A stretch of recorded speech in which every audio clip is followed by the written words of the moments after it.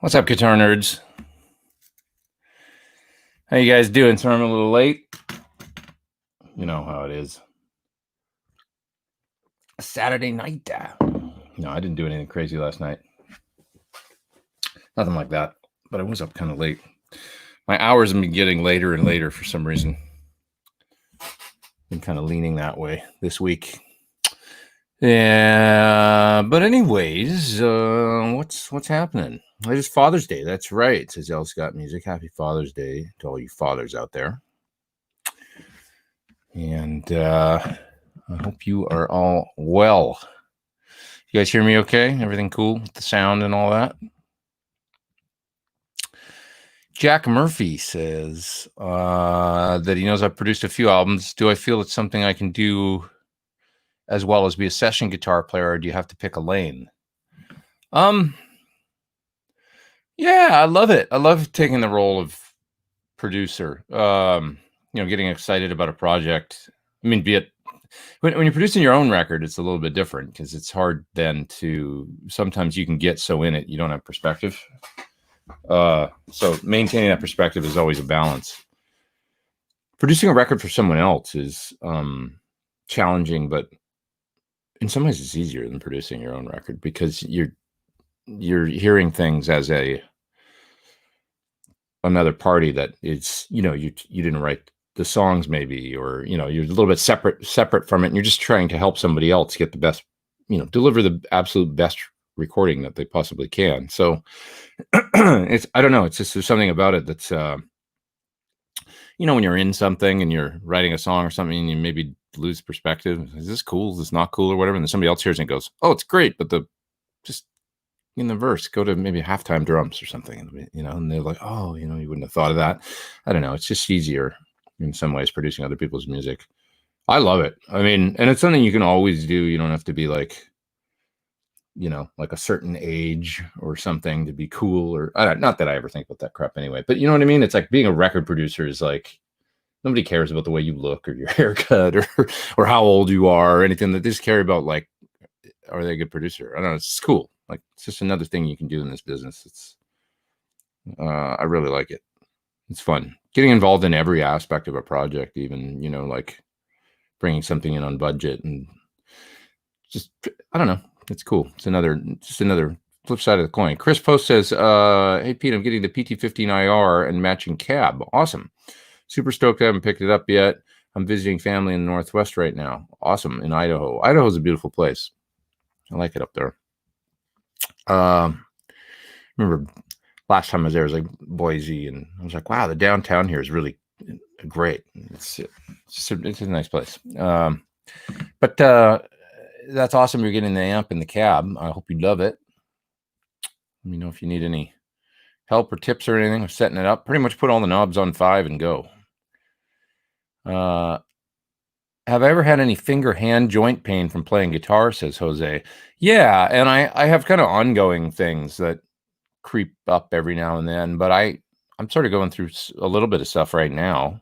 It's not debilitating, but I think it's maybe either elbow or carpal tunnel, not really bad, like I say, or anything. And I don't really think it's playing related. I think it's more to do with other stuff.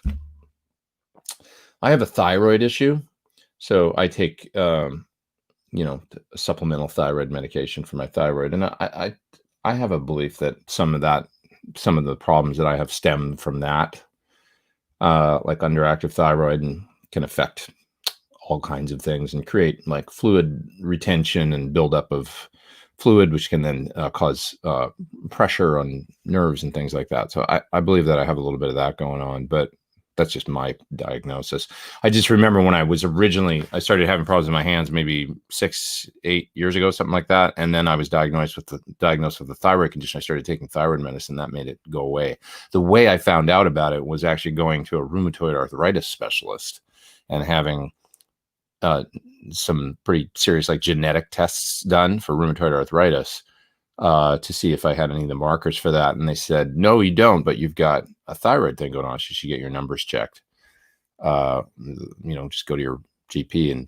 And so then I got in with an endocrinologist, and looked at it further and stuff like that. But anyway, once I got on thyroid medicine, a lot of my hand problems went away. So that was interesting. I don't know 100% for sure that it's related to what I feel now, but would be something to investigate, I think. So I've talked to my doctor about it a little bit and stuff to see what's up. But anyways, I kind of just think like good, gentle stretches and, different things that you can do to kind of like, for the forearm to kind of, as I get older, it's like, it just seems like I got to do that stuff more and more, to get warmed up and stuff. And then once I play and there's blood flow going, like if I really need to warm up, I can't just pick up the guitar and go. I'm not one of those guys. I need to play for 20 minutes.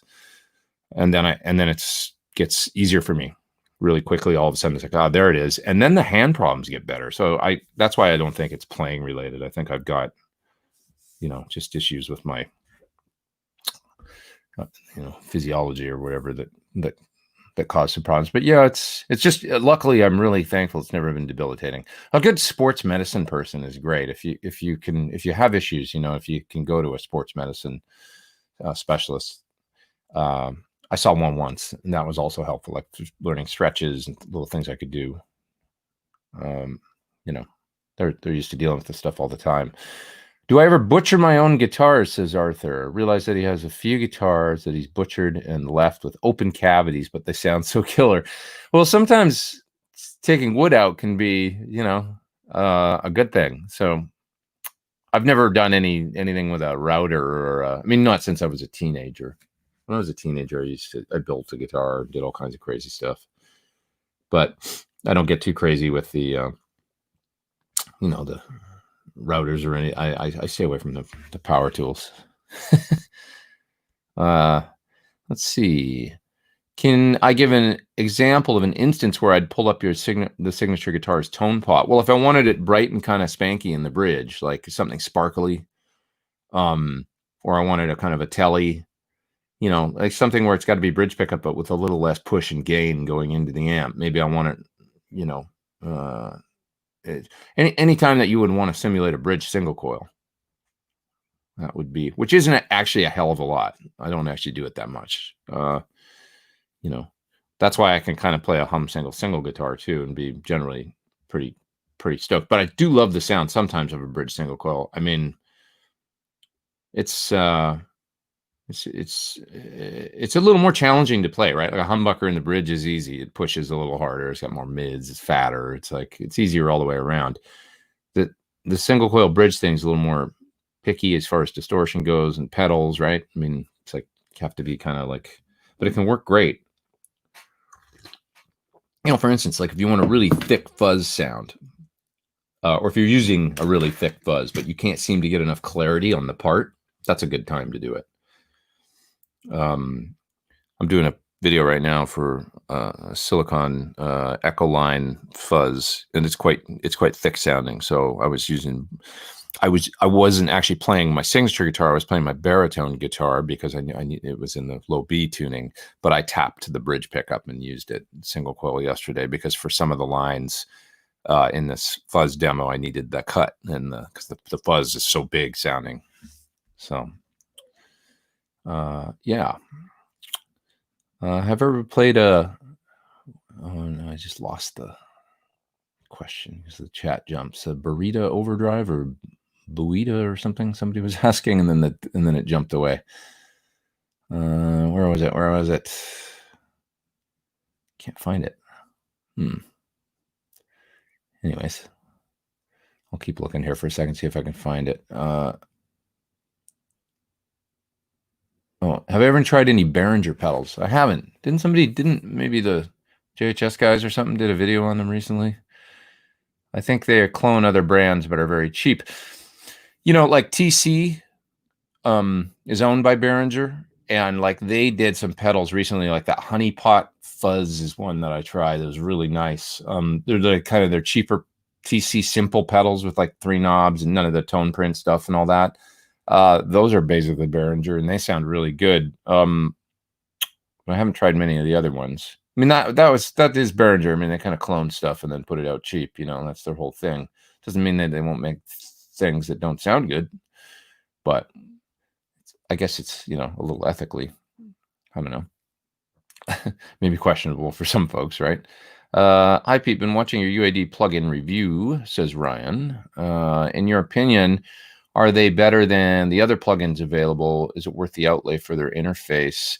UA, in my opinion,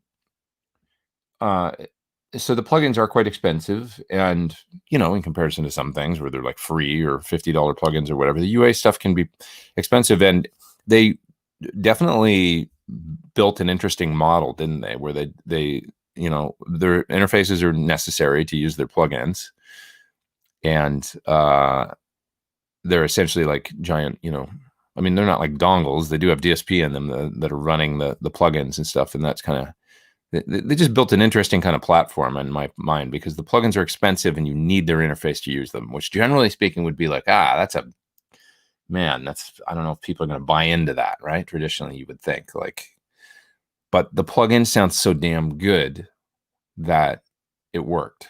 That's what happened. They must have known that going all in, they had to kill it with the quality of the stuff. It has to be amazing.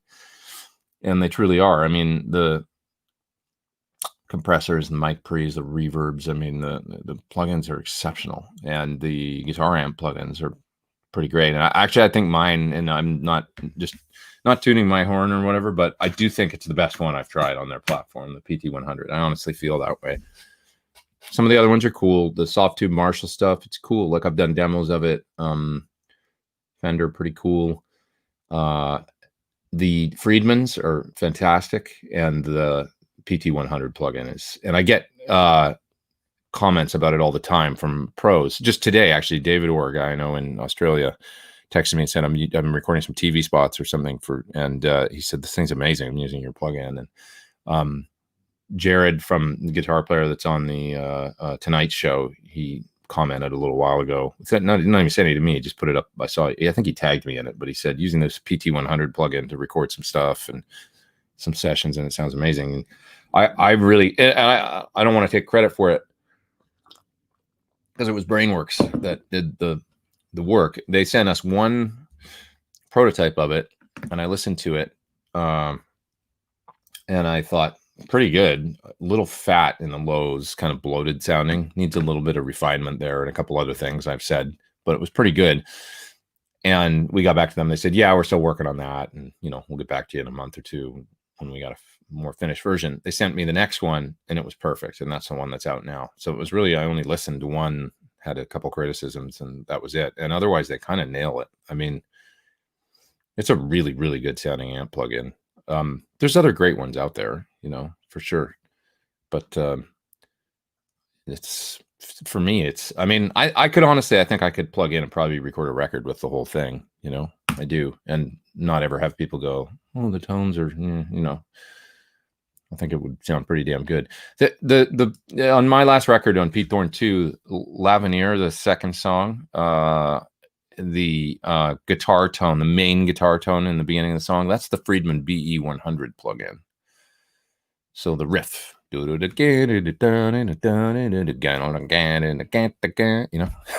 you know the song, that's the BE100 plugin. I used it when I was recording the drums, just to have a thing to plug into, because I was playing live with the drummer, and it sounded so good that I thought, I'm just going to use this on the actual, I kept that tone and then used it for when I went back and retracked the part after. It was just a scratch guitar I did with the drums. But anyways, so that was before the PT100 came out. So it's really good too. I used the Friedman and the Dirty Shirley I use quite a bit for clean sounds too. It's good. Secret Story is up in the super duper top chat. He says, Pete, what do you meter when you're going direct into your Apollo for amp sims or other stuff?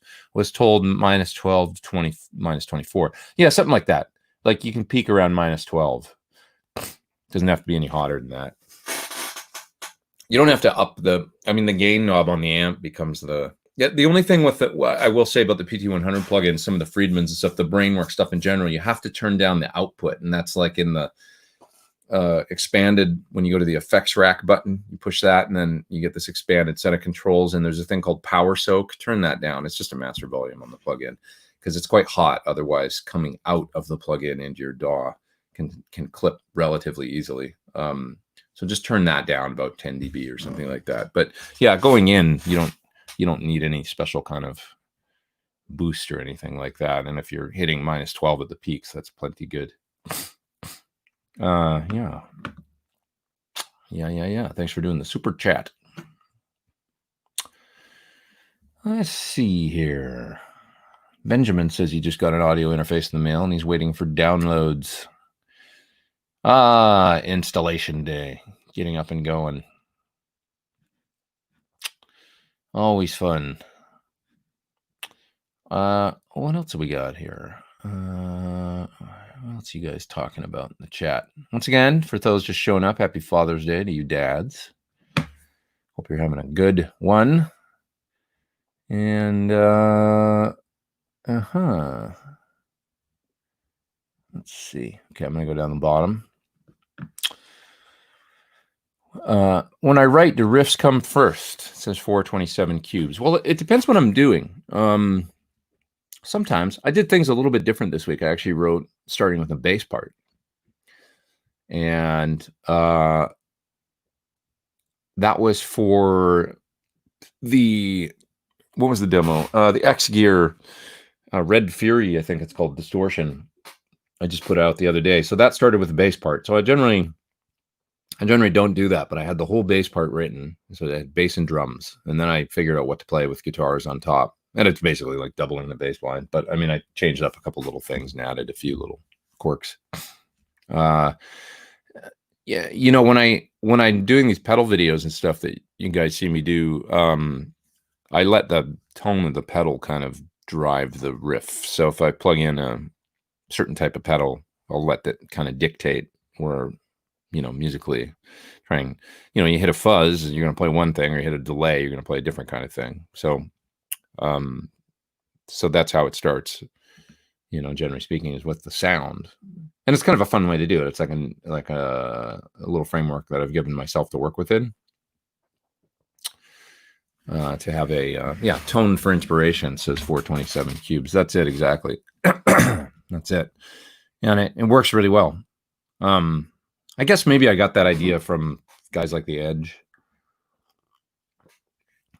you know, creating a sound and then building a part around it, because it works well for the pedal videos, obviously, if it's really featured, you know, something appropriate for the sound. Have I played the Sir Ombre yet, says Christopher. I haven't. Every time I go there, it's like they hide it from me. I don't know why. No, I think they didn't have because of COVID and stuff like that, there was a few production delays and stuff like that. And it's out there now. I see the stores are getting them and stuff, but they had some issue getting, you know, it's amazing when something like that happens, everything shuts down. So, you know, one part can foul you up as far as building them goes. Like, you know, your cabinet supplier can't get Tolex or something happens. So that was going on. So long story short, they didn't have one the last couple of times I've been out there that was ready for me to play, but I really want to try it. And I want to make a video for them, actually, because I'd love to get it in that spirit of what I was just talking about. I want to get it in here and play some old ZZ Top type riff, like write something that sounds like the first two ZZ Top records and do a video for them, because I feel like they don't have that yet on their channel. So that was my plan. But yeah. Kevin says, do I know something about the Jose Arredondo mod? Have I tried one? Well, I made that video recently that you can find, that I put out about a month and a half ago or so. That's all about Steve Vai's Jose Marshall. I feel like I do know quite a bit about them, and that I've played many of them now, especially over the last 2 months. You know, there's been some in for repair, and I've had the chance to play through them at Dave's shop, Dave Friedman's shop. So I'm always in there. So I played a whole bunch of different ones, including some celebrity-owned. And it's interesting because it's kind of like refining. Dave's sort of going through a bit of a Jose renaissance almost. I don't know, or like really, you know, seeing so many of them back to back. Partially it was because of that video, I think. And folks that had them were like, "Hey, I've got one. Like, can you look at mine?" And it hasn't been serviced in years. And then they were, so all of a sudden, like, he had a whole bunch showing up, like 1, 2, 3, 4, 5, 6, maybe something like that. Like just over the last little while, at least 5, maybe 6 came in, and there's little variations on the mods, that from amp to amp to amp, and every amp's different. So you listen to them and you're like, oh yeah, that's interesting. So I'm going to get Dave to do one for me, so that I've got one around. There's nothing more vicious sounding than one of those, they're just for rock, like that vicious sounding. They can be so toothy, and like, it's almost like take your head off. But if you play well, if you play the right thing, it's a really cool sound. And you can make it a little less aggressive if you want to, but that's the thing that it really, it's not unlike having any kind of boost in front of an amp, but the way that he did it, it's just so vicious sounding. I don't know. It's like toothy and aggressive, and it's just, it's extremely aggressive. So it's a cool sound. Definitely. Let's see here. Aux or Waza. Need a box for live and can't play at home loud, so need headphones. If you need a box for live, well, I know a lot of people are digging the Waza for live, and they like the power amp. I heard it, and I like the live thing too, with it. So with the aux for live, you would use it as an attenuator, maybe? Is that what? And also maybe to go to front of house. I mean, I have the aux. I don't actually have a Waza here right now. They're a little bit different. They're a passive attenuator. The actual attenuator in the aux is just a traditional kind of attenuator. It changes the tone a little bit, for sure. My favorite is, to be honest, if you just want me to name my favorite, it's the Power Station from Fryette for live. And it is a pretty good load too for recording. I slightly prefer the Sur reactive load for recording. But as far as an all-in-one box, the Power Station is really terrific because it's got the power amp built in. The load is tunable in it. I feel like it's a safe unit to use with your amps, and it's got the effects loop built in, which is really nice for adding effects to a plexi or something like that post. So that's my personal choice for live stuff. And you can record with it too. The new one is, he's even made up some improvements over the one I have. I've got to call him, actually, reminding me, because I want to get the new one really bad, like as soon as possible. I want it for in here. It sounds a little more transparent to me than the one I have. And the one I have is really quite good. So have I tried an Aura yet? A Sur Aura, and what did I think? What seems like a nice single cut around. They're really beautiful. They're meticulous and perfect, like a Sur, like what you would expect. There's none that are. I mean, I saw one that John wouldn't send out because it had a little something like a flaw in the finish underneath the clear coat. So he was going to, either keep it for himself or, do something. He's like, yeah, I can't say. And it was beautiful. And he showed me the guitar, and I was like, I don't see what you're talking about. I mean, I don't see so good on a good day, but it's like looking at the finish and like trying to see the imperfection he was talking about. I swear to God, there wouldn't be one person here right now that would notice. But that's how he is, They're perfect, and they're really nice. They're relatively lightweight, and I want to get one eventually. If he, I'm going to talk him into making me one. But he's trying to get, he's quite far along in them now, I think, with getting them all done. They've taken a long time, but he's a craftsman and he's a perfectionist. And you're going to get a perfect instrument if you're waiting on one. There's quite a few of them out there now. At least there's got to be like 50 or 60 of them out there at least now. And I think by the summer they want to have them all, something like that. Don't quote me on that. I don't know exactly when they're supposed to all be shipped, but the 100 that they're making is supposed to be all done pretty quick. Wondering what I think of the Evertune system. I think it's pretty cool. I would like to have one guitar with one. I think, it's probably it's going to change the tone of the guitar, having that big dealio, so that's the only thing. But I think it's a good thing to have, at least on one instrument.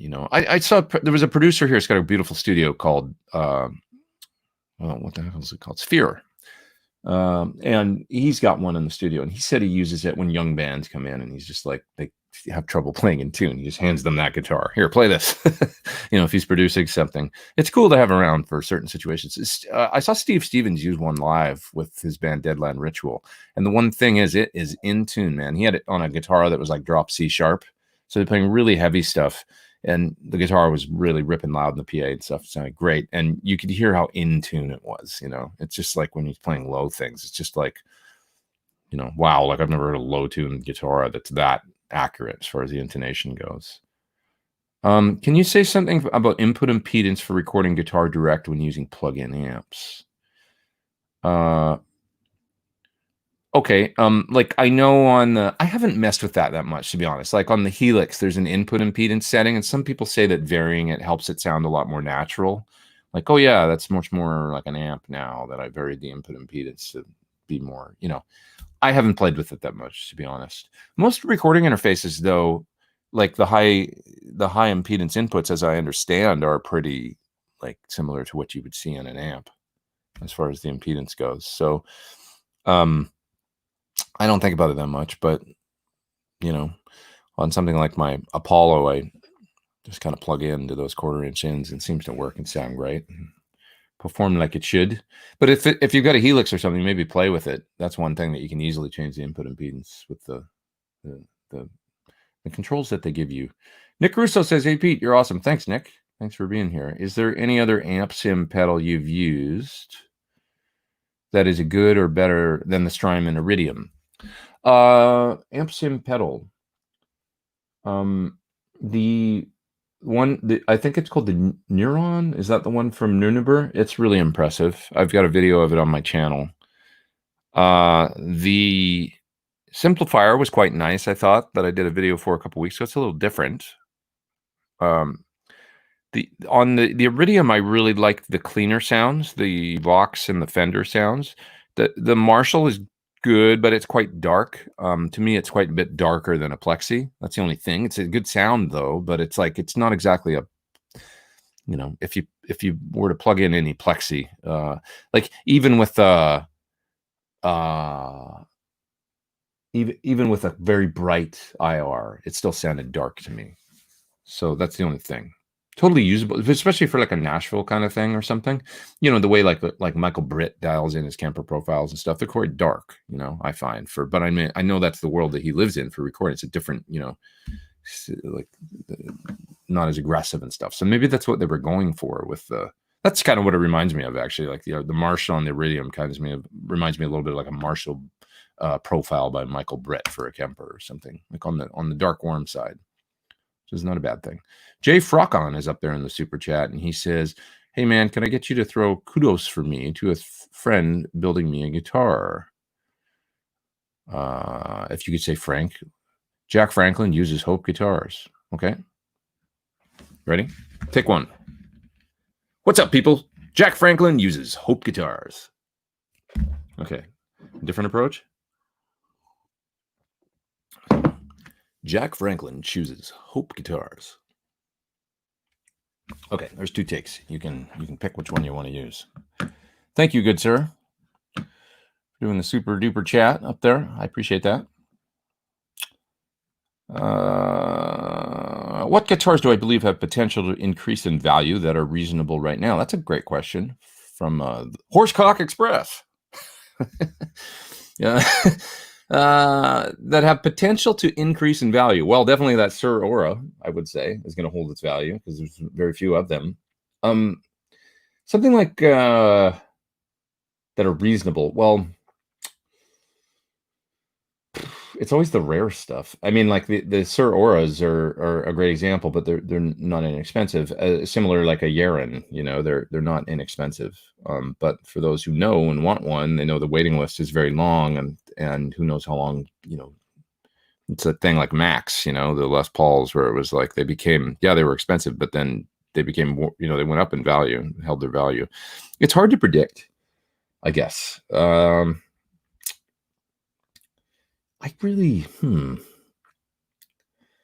I don't know about that. It's such a weird market right now because it's like, I feel like vintage has come down. So, because I just feel like as we age and you know, as we old folks get older and then we're gone someday, it's like, I don't know that kids will care as much about I guess there will always be some people that are into the things that we valued so highly in the 60s and 70s or whatever, whenever you were born, and remember like, oh, like, you know what I'm talking about, like old Marshalls and Les Pauls and Strats from the 50s and 60s are always going to be collectible.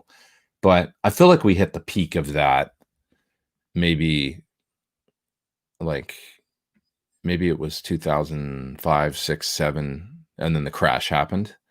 And then so then the economy is coming back and stuff like that over time. But I feel like people hit their, like, the folks that were into guitar, like, so for example, I'm like, at that point I would have been late 30s or whatever.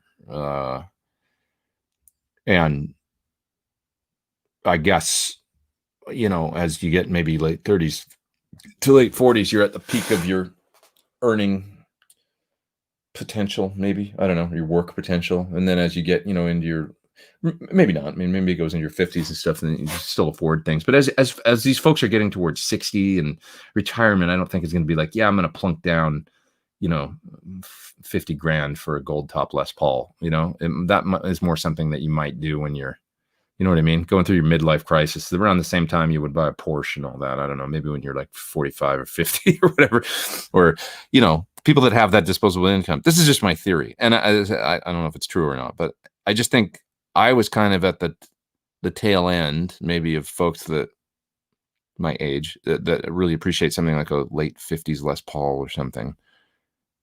Like, I don't know that there's a lot of, what do you guys think about that? Is there a lot of younger people that are into that stuff? Like vintage, I'm talking about like 30s. Is there a bunch of people into vintage guitars in their 30s now? I just don't know if I see it. It's mostly the slightly older dudes, Generation X guys that grew up, like started playing in 1980 or 81 or something. I feel like we're the tail end of that.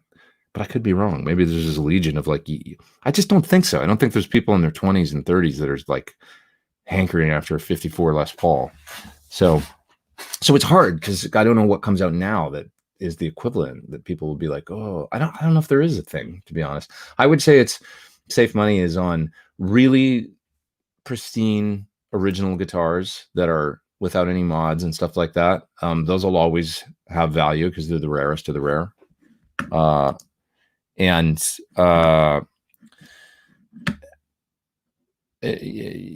than that, I would say on, Bartlett or Yeren or people that are builders building in small quantities, and the guitars might be kind of expensive, but if you've got one, you hold on to it. And then, those folks won't always be building guitars, and maybe 40 years from now or something, it'll be like, oh, that one, I don't know,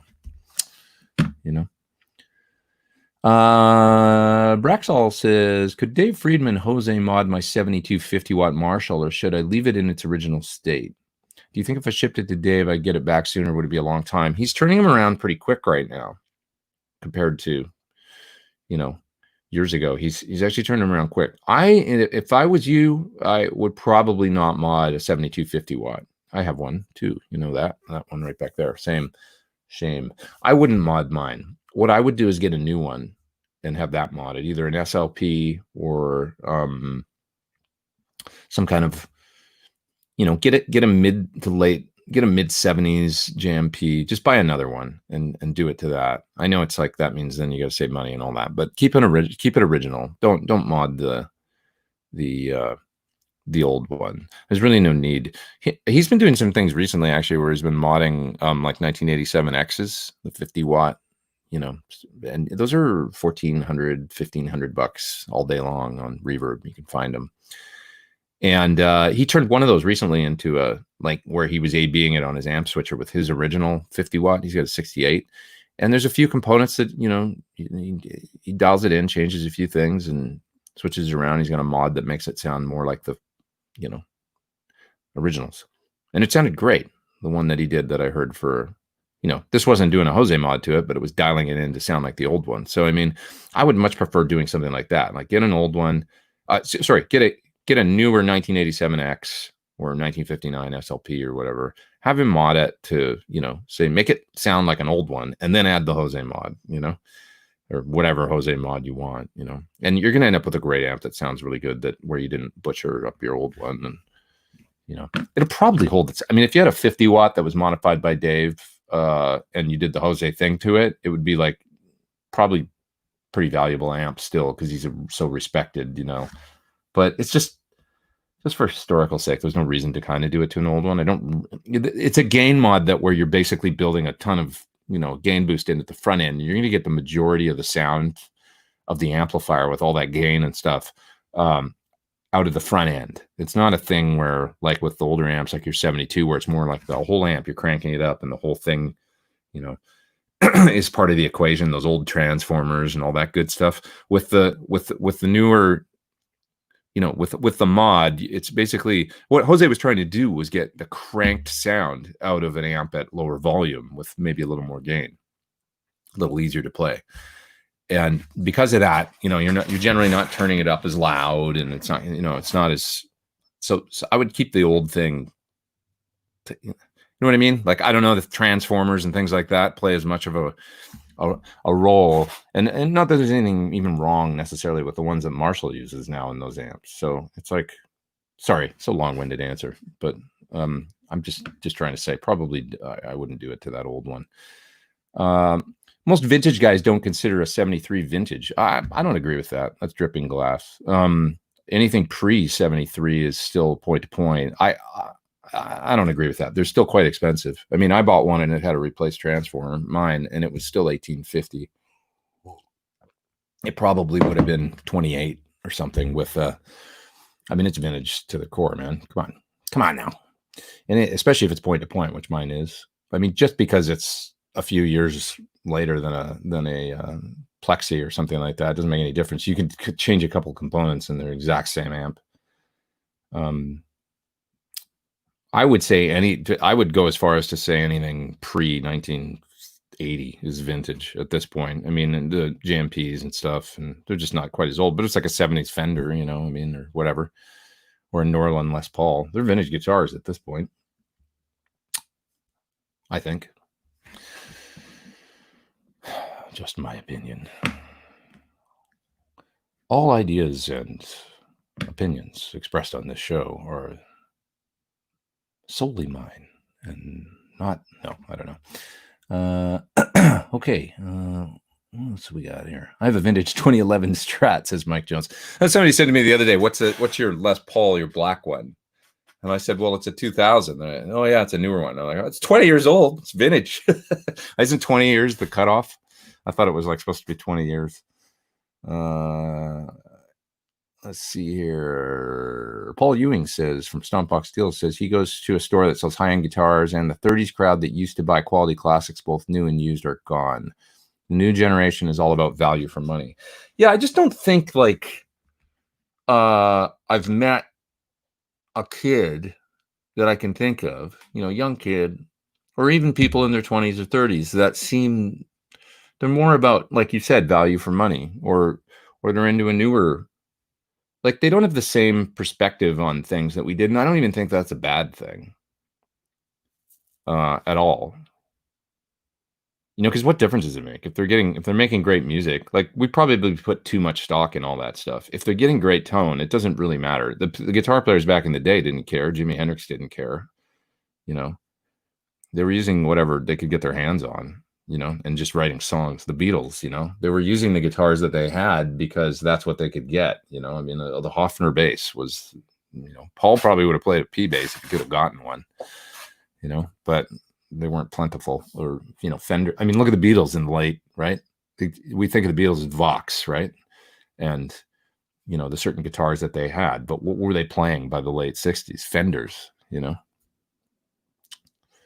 It's like it's a funny thing, you know. They use the tools that they had to make great music, and then all this, you know, gets attached to it, like all this sort of folklore or whatever, you know, or like nostalgia, you know. Like I always say, some of the most expensive amps you could possibly find would be an original JTM 45, which is just Leo making a 59 Bassman with English parts, whatever he could get his hands on, you know. Now it's like, oh, they sell, you know, Blues Breaker. So it's, yeah, it was a friggin' 59 Bassman with KT66s and 212s because I don't know why. Maybe why didn't he make it 410? Well, they did make him 410, didn't they? Maybe it was just like too heavy with the amp built in. I don't know. You know, it's probably something like that. Like, okay, so there's more cars in the US, and in the UK there wasn't. And it was like more like when I think about a city like London, it's more like public transport, and people probably humping their stuff on the trains and stuff like people do in New York City. So I bet the idea of a 410 Bassman or a 410 JTM 45 in a city like London, or if you live out in the burbs and you got to go in for band rehearsal or play, you know, it was probably a pain in the ass. They were probably like, no, make a head and a cabinet because it's too heavy. I can't carry this thing to go to my gig. Right? It was probably something like that, you know, and that's how we ended up with the, you know, a 212, like two less speakers, you know, and slightly smaller amp than I don't know. I'm speculating. Let's see. Adam says, who actually buys gear with the idea of investment? I bought an Aura, but I don't care what it's worth down the road. Yeah, I mean, I think about it if I'm buying a vintage guitar, I guess. Balancing the price and like, well, what happens if I don't like this after 2 years and I want to spin it? Is it still going to... So that's when I will think about it. On a new guitar, I don't really think about it at all. But, yeah.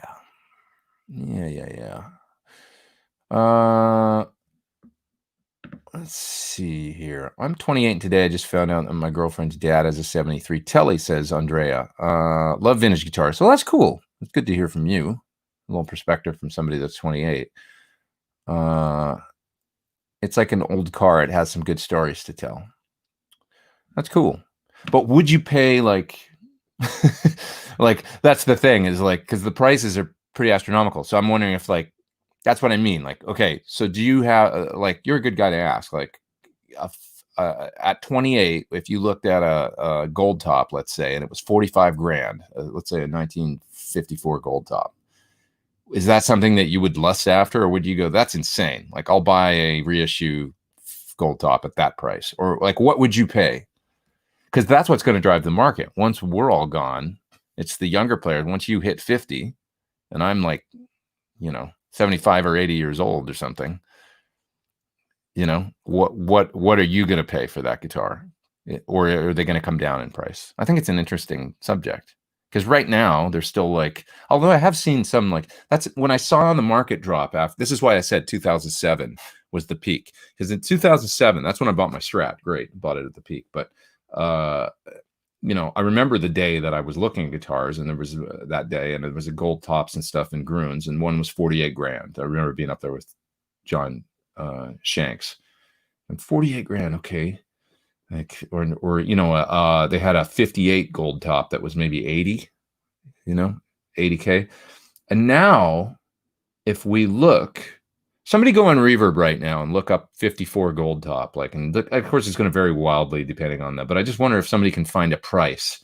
I bet you can find gold tops, because I've seen them as low as 19 now, that look pretty good. Like, and of course it's different if you're buying in a store or a private sale or whatever. If you know how to do this stuff, you can find a deal. But I've seen them for 40 or 50% less than, you know, of course that was Grooms I was shopping in. Yes. But the going price back then seemed to be, I mean, they were up around getting close to 50K for like a 54, you know, 53, 54, 55 gold top, which is a guitar I've always lusted after because I had one in the 90s and I sold it like an idiot. And now I always wish I'd kept it. So there's a part of me that's like, I want one again at some point, just to, you know, I made that mistake and I'd love it if I could get another one. Probably not going to happen, but maybe at the right price. But what I'm saying is, at 28, would you tell me the price that you would pay for that guitar? What's your limit?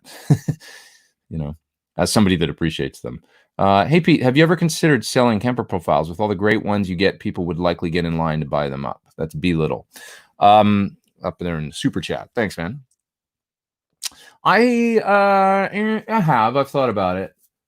You know, it would have to be it would have to be a select set of profiles. Like maybe I would do one on a specific amp, like my old Marshall, like that 7250 watt over there. Maybe I would do like a pack, very limited, of 5 profiles or something of that amp. Maybe with different miking, set at different gain levels, set clean, set dirty, and just one amp, just very simple, that I could see myself doing that. I would never want to do it on something like a Shure SL68 or my Shure amp, because then I'm killing my own amp sales. I'm in the business of, I have a signature amp. So, and they're my friends and stuff. And I don't think it would behoove them or me to be, I have mixed feelings. I love my Kemper, actually. It's great. It's a great tool, but I have, I know a lot of these guys, and it's affected their business. So I have weird feelings about it, because I do feel like the right way to go about it is the licensed, like UA does with plugins, where they take an amp, they model it, it's done in conjunction with the manufacturer, and then they put it out, and they are paid a commission because it was their amp that it was based on. And I love that. I mean, we do that with UA, and I think the Sir guys would agree and stuff. It's been nothing but a good relationship, and so that I really admire. I'm not saying anything bad about any of these people, but I sort of wish that would be the way that, with, just to be honest, in a perfect world, with like the Helix and the Axe-Fx and the Kemper, I wish they would just partner with the manufacturers and do officially sanctioned, licensed profiles or models in the amps, that the manufacturers had some consultation with them about the results and stuff like that, and they were done with great engineers and good studios and stuff like that, if it's a profile, or in the case of the modeling where there was a back and forth with the engineers and stuff. That's just the way that I would love to see it. So on something like my old like an old AC30 or my old Marshall, I mean, I don't feel like I'm hurting anything at this point to do something like that. So maybe I would do that,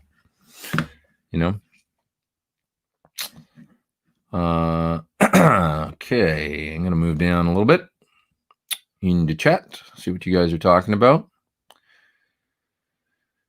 I have the PT100 UAD plugin, says Brett. That's it. How do you like it? I hope you dig it. I hope you dig it. What are my thoughts on strings that have a wound third, says Meticulous Musician? I've used them very little. I've heard that they sound or tune better than a plain third. I've used them a little bit on a like super down-tuned heavy stuff. But other than that, I mean, I'm a string bender, so don't really, I mean, yeah, like they might tune better, I would think, probably be a little bit more, but I mean, if you've got a guitar that's set up, sorry, got a contact lens issue. If you've got a guitar that's set up well, you shouldn't have any problems with even down to a 16 gauge, G. For me, I don't have any issues with a third string, really. Depending on what you're doing. I mean, if you're tuned down to E flat or drop C sharp or something, or it depends on what you're playing. A wound third could be a good option. There are still deals, says Bent Tom. I passed up a 53 Les Paul 2 years ago for $7K. Wow, really? That's really low. Like really low. I would buy it actually right now if somebody had a 53 that was relatively original for $7K. So if you know where I can find that guitar, please contact me at my email. I would definitely be interested if there was somebody saying player grade for what it's worth. Yeah. Okay. There's been a very nice 1960 Les Paul Custom in black with 3 pickups listed for over a year in New Zealand, about $25K in US money. That's a pretty good price for that guitar, definitely. Nobody here seems to want to pay big bucks for guitars. Yeah, I think the bottom of the market just fell out a little bit, with people getting older and then the economy getting wacky. And then by the time, as it recovers, it's like the folks that were paying the big bucks in the early 2000s are now a lot older. And yeah. It got kind of crazy there for a while, you know.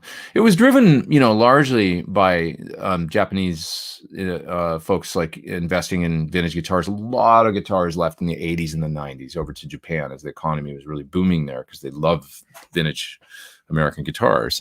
And so when you go there, there's some incredible vintage guitars that made their way over there from buyers that had the cash and drove that market. And then the economy, like, you know, got not so good there and stuff like that. And I don't know if the guitars, I mean, there's still like, man, when you go in guitar shops over there, I can't believe the stock they have. It's amazing. And I'm like, how do these places survive with all these guitars? But I guess they do. And it must be enough of a market. But I don't think that that's really happening anymore. You know, maybe it's interesting because as you see China and different places emerge, like, because they're pretty guitar crazy, you know, cultures and stuff like that in different places that are going to emerge, and we'll see. That could drive the whole thing again. You know, what if there's a whole vintage guitar renaissance with, you know, folks in places like that have lots of money to spend, and the guitars all end up going there. You know, that'll just drive the prices. But we'll see. It's hard to say. Yeah. Oh, actually, somebody, that's interesting. I just saw this. Marmalade Cream says, how much of the total vintage gear inventory is in Japan? The videos you posted to the stores there are incredible. Yeah, it's really something. Wonder how so much vintage gear ended up there. It was really the economy. Their economy in the late 80s was slamming, booming. And it drove the prices up. You know, vintage dealers could literally, like in the States, could just package up and, you know, send over boatloads of guitars, you know, and people were paying for them, paying absolute top dollar and driving the prices higher and higher, and they were cleaning up. It was for vintage dealers, it was a you know, a windfall. Yeah. L. Scott Music Lauren says 45K would get me a new used truck, half a dozen certain Friedman guitars, and a butter slacks. So no, I know what you mean. And then again, you know, 45K, if it was a burst, and you'd have to get it. Because that'd just be like buying I don't know.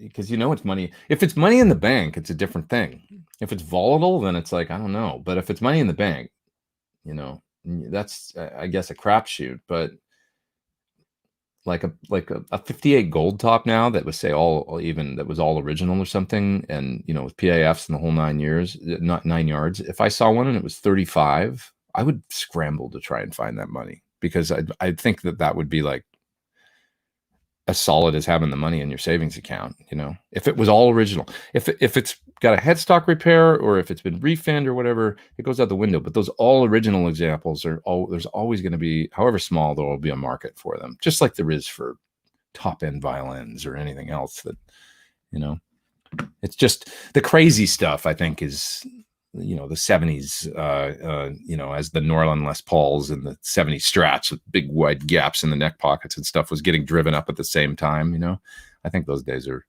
maybe done. Do you edit your own demo videos? Yes, I do. How long does a typical video take start to upload ready? Generally speaking, anywhere from, I usually say, a day and a half to 4 or 5 days for something like a modeler that requires like tons of different examples and stuff. On the average, it's 2 days, maybe a little more. It's taking me a little longer these days, but I'm knocking them out pretty quick. Yesterday, I did a track that's almost done for this Silicon Fuzz from Echoline. I just have to add a solo and bass to it, and then a couple more examples. So that took me 6 hours yesterday or something to do the song. And then if I work on it today for about another 4 or 5, I bet I'll have the majority of it done. So it's generally speaking, it's probably like a 8 to 12 hours of work or something for each one, something like that.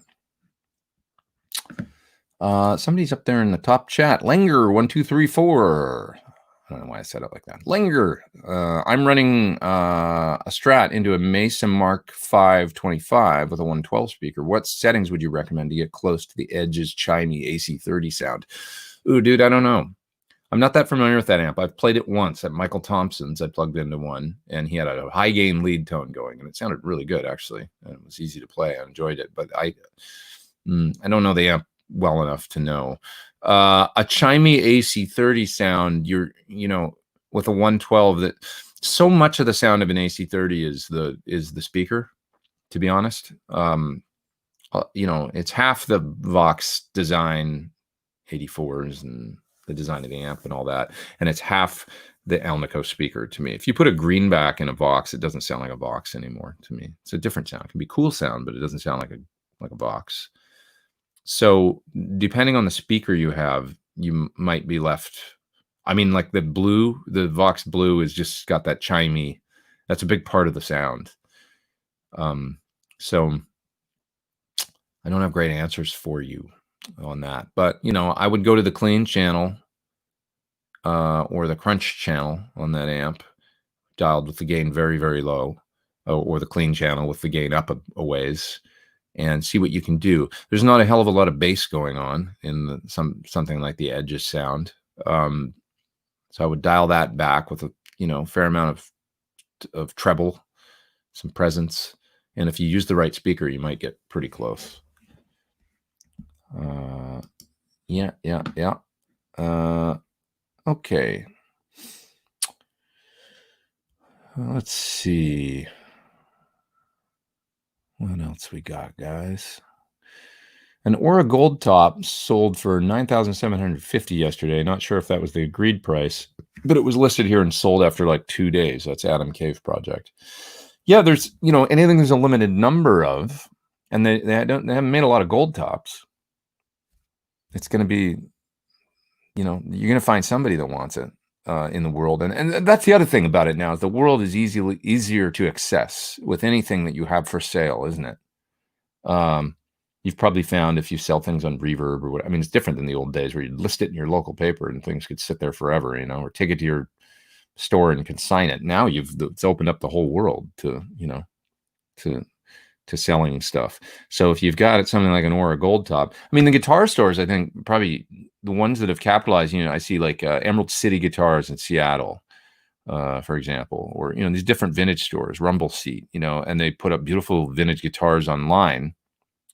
Like, I mean, on Instagram or whatever, the ones that have really done well with Instagram and stuff, those guitars don't last. I think they can put up a guitar. Norms, I mean, they're, have done really, really well with, it was very smart to jump on the social media thing, and they can put up a guitar of the week, guitar of the day, whatever. And it's some, 61 SG or something like that. And somebody sees that video. I've done it a couple times where it's been like, I haven't quite pulled the trigger, but I saw a 73 P bass a while ago that looked pristine and awesome, and I'd really like a nice older P bass, and price seemed good, and I just about bought it, but that was just off an Instagram post. So that's driving the prices a little bit. Something like an Aura Gold Top, folks don't want, I mean, it's like, I don't even know that I've seen a finished one. Oh, Aldrich had one for a minute. Right. I have seen one, but out there in the stores, most of them are beautiful sunbursts and stuff. But if you put up a picture of a Gold Top and you're from a shop, it's probably going to sell like pretty quick.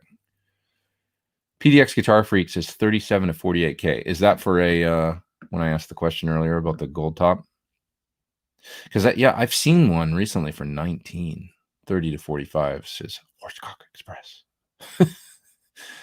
Most 23-year-olds don't have that money, says Chris Post. Yeah, but I don't know if they have the desire either. Some might. I had the desire. When I was 23, I was all about, when I was in my I bought my vintage, I bought a 54 Les Paul when I was 25. It was cheap, relatively. I mean, it was pretty inexpensive. It had a good refin top, and it had a headstock repair. So it was a total player, but it was a real 54 Les Paul with all original parts. And it was badass. And I was all about, and I was looking for a 68 when I was 25, scouring the, Vintage Guitar Magazine and all the different ads and stuff. That's how I found it. I found it this is pre-internet, really. I mean, the internet was out, but not many people had computers. It wasn't the way people were buying things. I found it in an ad for a guitar store somewhere on the East Coast, in, I think, Vintage Guitar Magazine. How they've got all the ads. And I found this 54 Les Paul, and I thought I might have called them actually about a 68 and said, like, do you have a, and they said, like, this guitar, and they were like, no, but I have a 54 that's been, partially refinned and it's real cool with a headstock repair. Send me pictures or whatever. And I somehow got photos of it and stuff. And and I decided to buy it. And I was crazy about vintage guitars when I was that age. I just don't know that there's folks that are 25 years old that are as crazy about a 54 Les Paul as I was at that point when I was that age. That's all I'm saying. Matthew in the top chat says, it's easier for me to go down the rabbit hole and convince myself if I just get this, I'll be set. Well, that's gear acquisition syndrome. Me too. For someone at your level with your collection of gear, do you still get the itch for a certain item? Occasionally. Occasionally. Yeah, like I'm actually buying a little bit more than I have in recent times. Like I have a few things that I want, and I've decided to kind of make the plunge and buy a couple things. Most of my high gain amps are Sir right now, which is awesome. Obviously, I love my signature amp. But I've got my PT100, I've got the PT15. What I came to realize is that I don't really have another flavor here right now. I have some Synergy system here, but this is not mine. I'm using it to make some demos for the preamps and stuff. So I'm going to get one of the new SLO 100s because I want a different flavor. I tried one a little while ago, and it's a completely different sound than anything that I have. So, and I like it. It's this big grindy thing. It's kind of, I don't want to say it's a one-trick pony, but it does this certain thing, and those that have tried them know what it is. And I like that color. And I thought, if I have my amp or an old Marshall or PT100 and I double a guitar part, panned hard left and right, it's going to sound massive if I have one of those with the different, it's almost like Adam from Tool, like his guitar tone where he uses a diesel or a rectifier with a 73 Marshall super bass that's modded by Friedman, actually. Those two things together make for an unbelievable guitar sound. So that's something where it's like, okay, I haven't actually done that in a long time. I've got some different amps and stuff like that, but I just that flavor is a different flavor. You know what I mean? Like having a diesel or a whatever. So that's something I want. One of the other things, just because I'm such an Ed nerd, that I want to get is maybe one of those Frankie reissues. Just because it's like, I don't know, like the 14-year-old in me wants one. I don't know that I would ever play it. I actually might play it at a gig if I was doing classic rock show or something like that. And I had that guitar, I would probably bust it out. So I talked to a friend of mine at EVH and said, what's up? Can you give me like an artist price or something like that? So that might be something that I do. Studio monitors. My monitors are really old that I have right now. I've got my Great Barefoots. They're cool, but they're the bigger ones. I've got a pair of Adam A7s, which I really rely on, and I might get some A7Xs, the newer ones.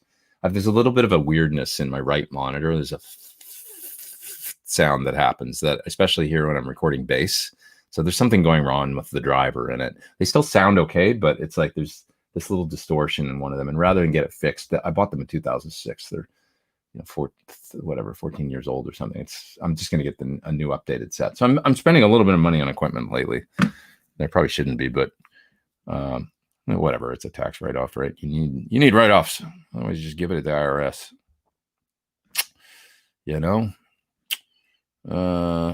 Let's see here, Pete. In your opinion, should I ask Dave Friedman to help build a pedal board for me? Absolutely. That's T-Mitts. I'm a big fan of Friedman's board builds. He's done all my builds, and he does a fantastic job. And you'll get a tight pedal board that's awesome. He'll work with you on it and make it exactly what you want. So go for it. I mean, compared to building them yourself, there's no comparison, I think, at least with my soldering skills, and I'm messy, and he does a great job and something you can rely on. There's a Chiyoshi Negabuchi fan in the house. What's up? Konnichiwa. Hope you're well. Genki desu ka? Mike says hi, and he's late to the show. Happy Father's Day. That's right. Almost forgot. It's Father's Day. Hi to all you dads out there. I did say it earlier, but okay. But you got modelers. You could mix it with the tube amps, says Darilu Z. That's true. But come on now. This is what we're doing here. Don't talk me out of my fun. That's what we're all doing here. The Sebdab says, Pete, your demo songs are the greatest. Thanks, man. I appreciate it. How do you usually go about making the demo sounds? You program the drums. I do. Yeah. I use tune track drums mostly these days. I use, like yesterday, I was using a combination of Easy Drummer and Superior Drummer on the same track. I'm really into just the workflow and stuff, and it makes it really easy. I use a couple other drum programs like Steven Slate Drums sometimes, which has some really great sounds. And I'll use Stylus still sometimes for loops and stuff, and even Apple, just their standard Apple drummer or Apple loops for certain things. And generally, it's all about just plugging in the pedal or whatever I'm making a video for the demos and getting inspired by the sound and starting with a guitar part or something. The other day, I was mentioning I started with a bass part the other day, writing something that goes for a minute or a minute and 30 and laying it down. Ian says he's been on a bit of an amp kick over the last couple of years. He bought an older Carvin X100B and a Marshall Origin 50. That's cool. By the way, Friedman did a mod on an Origin 20 this week for a guy, and it is awesome. If anybody's got an Origin, he said it sounded like crap when he got it, the 20, and then I heard it the day that the guy was picking it up, and it sounded badass. I mean, he did some. I said, "What did you do to it?" He said, "Oh, it's some kind of BE meets Jose sort of, combination of stuff." And it was vicious sounding and like really, really good sounding. For if anybody out there wants a great high gain sound for like, I think the guy paid a couple $100 for the amp used, and then the mod was $3 or something. Inexpensive. Oh, I've got my Bella actually sitting there with my hoodie on top of it, but behind it is the L5. I bought that recently. The old L5 combo because I'm on a King's X kick. So I know what you mean. Amp kick. I'm on one too. It's fun. This stuff is fun. This is what we do. Harley Hex says the SLO module may sound pretty spot on with the preamp. I guess you're talking about the SLO compared to maybe the Synergy. Yeah. I feel like there is something with any, the preamp thing is cool. Like I'm making a few videos for the Synergy system, and I think it's really neat. And you can definitely, I mean, God, you could get your, Steve Vai's using it and all that. It's a really great system. But there's something about just having the amp and everything in one box. And we knew this 20 years ago, right? Where it's like something about the big transformers. With rack power amps, it's always just like you've got these different transformers that are, and everything in one box, like all working together. There's something about it still. I don't know what it is. Maybe I'm just old, but that's my feel when it comes to preamps and stuff. Now, I think their stuff is great. I mean, with a video I did of their, it's really cool stuff. It's like, but if you want the true, you could get a great sound, I'm sure, out of the SLO module and, using it with whatever power amp or using it with your amp effect loop or even, their power amp or whatever. But if you really want it to sound like, it's just like if you really want it to sound like a Plexi, there's something about cranking an old Plexi where the components are all there and it's all, and it's there's that sound, and you can get close with other stuff, but I still think there's something about the all-in-one package. Yeah, the old classic guitars will one day be sold by specialized art dealers. Well, that's basically what they are now, right? Vintage guitar stores, specialized art dealers. It's essentially, when I think about a store like, like Groen's or, it's like going into any place that sells paintings or sculptures or whatever. It's just experts that know what they've got, and they know every single little, the screw was changed on the neck humbucker and the top right one for, so or whatever, experts. Yeah. Dripping Glass says he's got a TSL 100 head, the one no one likes. Hey, whatever works. If you get good sounds and you're inspired, that's all that matters. Let's see here.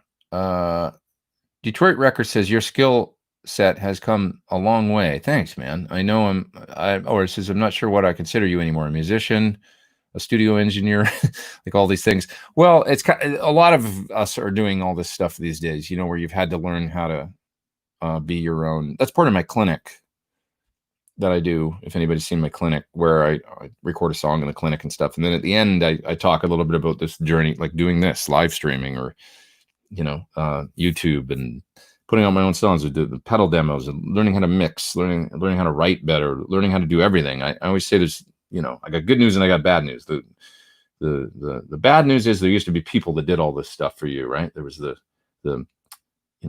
studio engineers and second engineers, and then there was mastering engineers, and there was the promotion people at the record label, and all you had to do was write songs and live in that world, and so the bad news is that nowadays you got to kind of learn to do everything yourself, and the good news is you can do everything yourself. We've come to learn we have the tools to do everything. You just put in the time, and you learn how to video edit, and then you learn how to become a decent mixer, and learn how to edit videos, and learn how to what's all the other stuff. I don't know. Learn how to clean your room. Look at my room. It's a mess, but that's just because I'm so doing 20 million things. There's a really funny Liam Gallagher video, because he's a funny guy, and on where he's making tea, and he's talking about, I used to have a couple old geezers that would do this. Now I'm over here and I got to make the tea, and that's why I can't write any songs anymore. Got no time. He's being that dry sense of humor, but it's kind of true in a way. It's like, we've had to learn how to do so many things. So I wish I could just play guitar more, and I'm actually trying to do that. Like, actually sit down and just not feel guilty about just practicing guitar for an hour, with no other goal than to just get a little bit better at a certain thing on the guitar. No, I'm going to write a song for a video. It's real easy to do that. I've got so much work to do here. I'll look down at the ground. I've got pedals that I need to get to and videos that I need to make for people, but I can't not just lose. I can't lose the, just like playing for fun thing. That would be sad. Or getting better, or I'll just start playing the same stuff over and over again. I'm scared of that, So anyways, hey Pete, when are you going to talk about sushi? What do you want to talk about? Should we talk about what's my favorite sushi? You really want to talk about sushi? I actually haven't been eating that much sushi. In the last 3 months, I've had sushi maybe like 4 or 5 times. I used to eat a lot more, especially living in Studio City. I used to live in Sushi Row, really, where it was like, literally, there's places in Studio City where there's like 5 sushi places within the span of like a block or 2 blocks, And I lived right in the middle of Nozawa and Katsuya, the original Katsuya location, and I could walk equidistant to either of them in about 10 minutes. And so there was a lot of expenditure on sushi back in those days, but and I ate a ton of it. This is going back 10, 15 years, but I've slowed down quite a bit. I actually have, okay, not to get all serious, but I have a little bit of like, I feel like we should stop eating sushi for maybe like 5 years, 3 years, or even a year, like just to let fish stocks come back and stuff like that. And I know that'll never happen probably because it's such a big industry, and especially in places like Japan, but the oceans are overfished and stuff. And some, we watch the price of, if you're into sushi, you used to be able to get bluefin tuna for, $7 or $8 for like premium tuna for 2 pieces of bluefin. Now it's like $18 or whatever in the States for, well, there's a reason for that, because there's no more damn tuna in the sea. So it's driving the price. Maybe we should let those tuna just live a little bit, I feel a little guilty about it sometimes. But it is great. God, I love it. It's my favorite food in the world. Every time I eat it, I kind of forget. Like, anyways, I've been eating at home more like everybody during the whole, the lockdown and all that. I learned that I could actually make some things, and it's like sushi kind of went out the window during that time. It's probably a good thing that I, make some more food at home and stuff, save some money. Natasha is up in the super duper chat. Thanks for doing that. Appreciate it. I find your playing very tasteful and your presenting style is easy to watch. Thank you. What amp would you recommend for studio use with versatility in mind? Well, the PT-15. I think it's actually, I'm not just saying, but I won't sound like a broken record, but it's one of the most versatile amps with the IRs and everything built in that you're going to find, that with maybe a nice little cabinet, but of course the cabinet's optional. It's unbelievably versatile. So we designed it to be that way and yet be easy to use.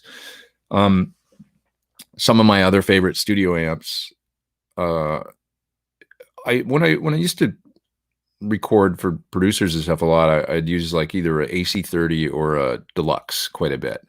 So with pedals, for anything other than hard rock and metal and stuff, a Deluxe and an AC30 is just like you can get just about everything you need for most kinds of guitar parts out of amps like that. And they're recorded a nice volume. You can crank them up, get them in the zone real easy.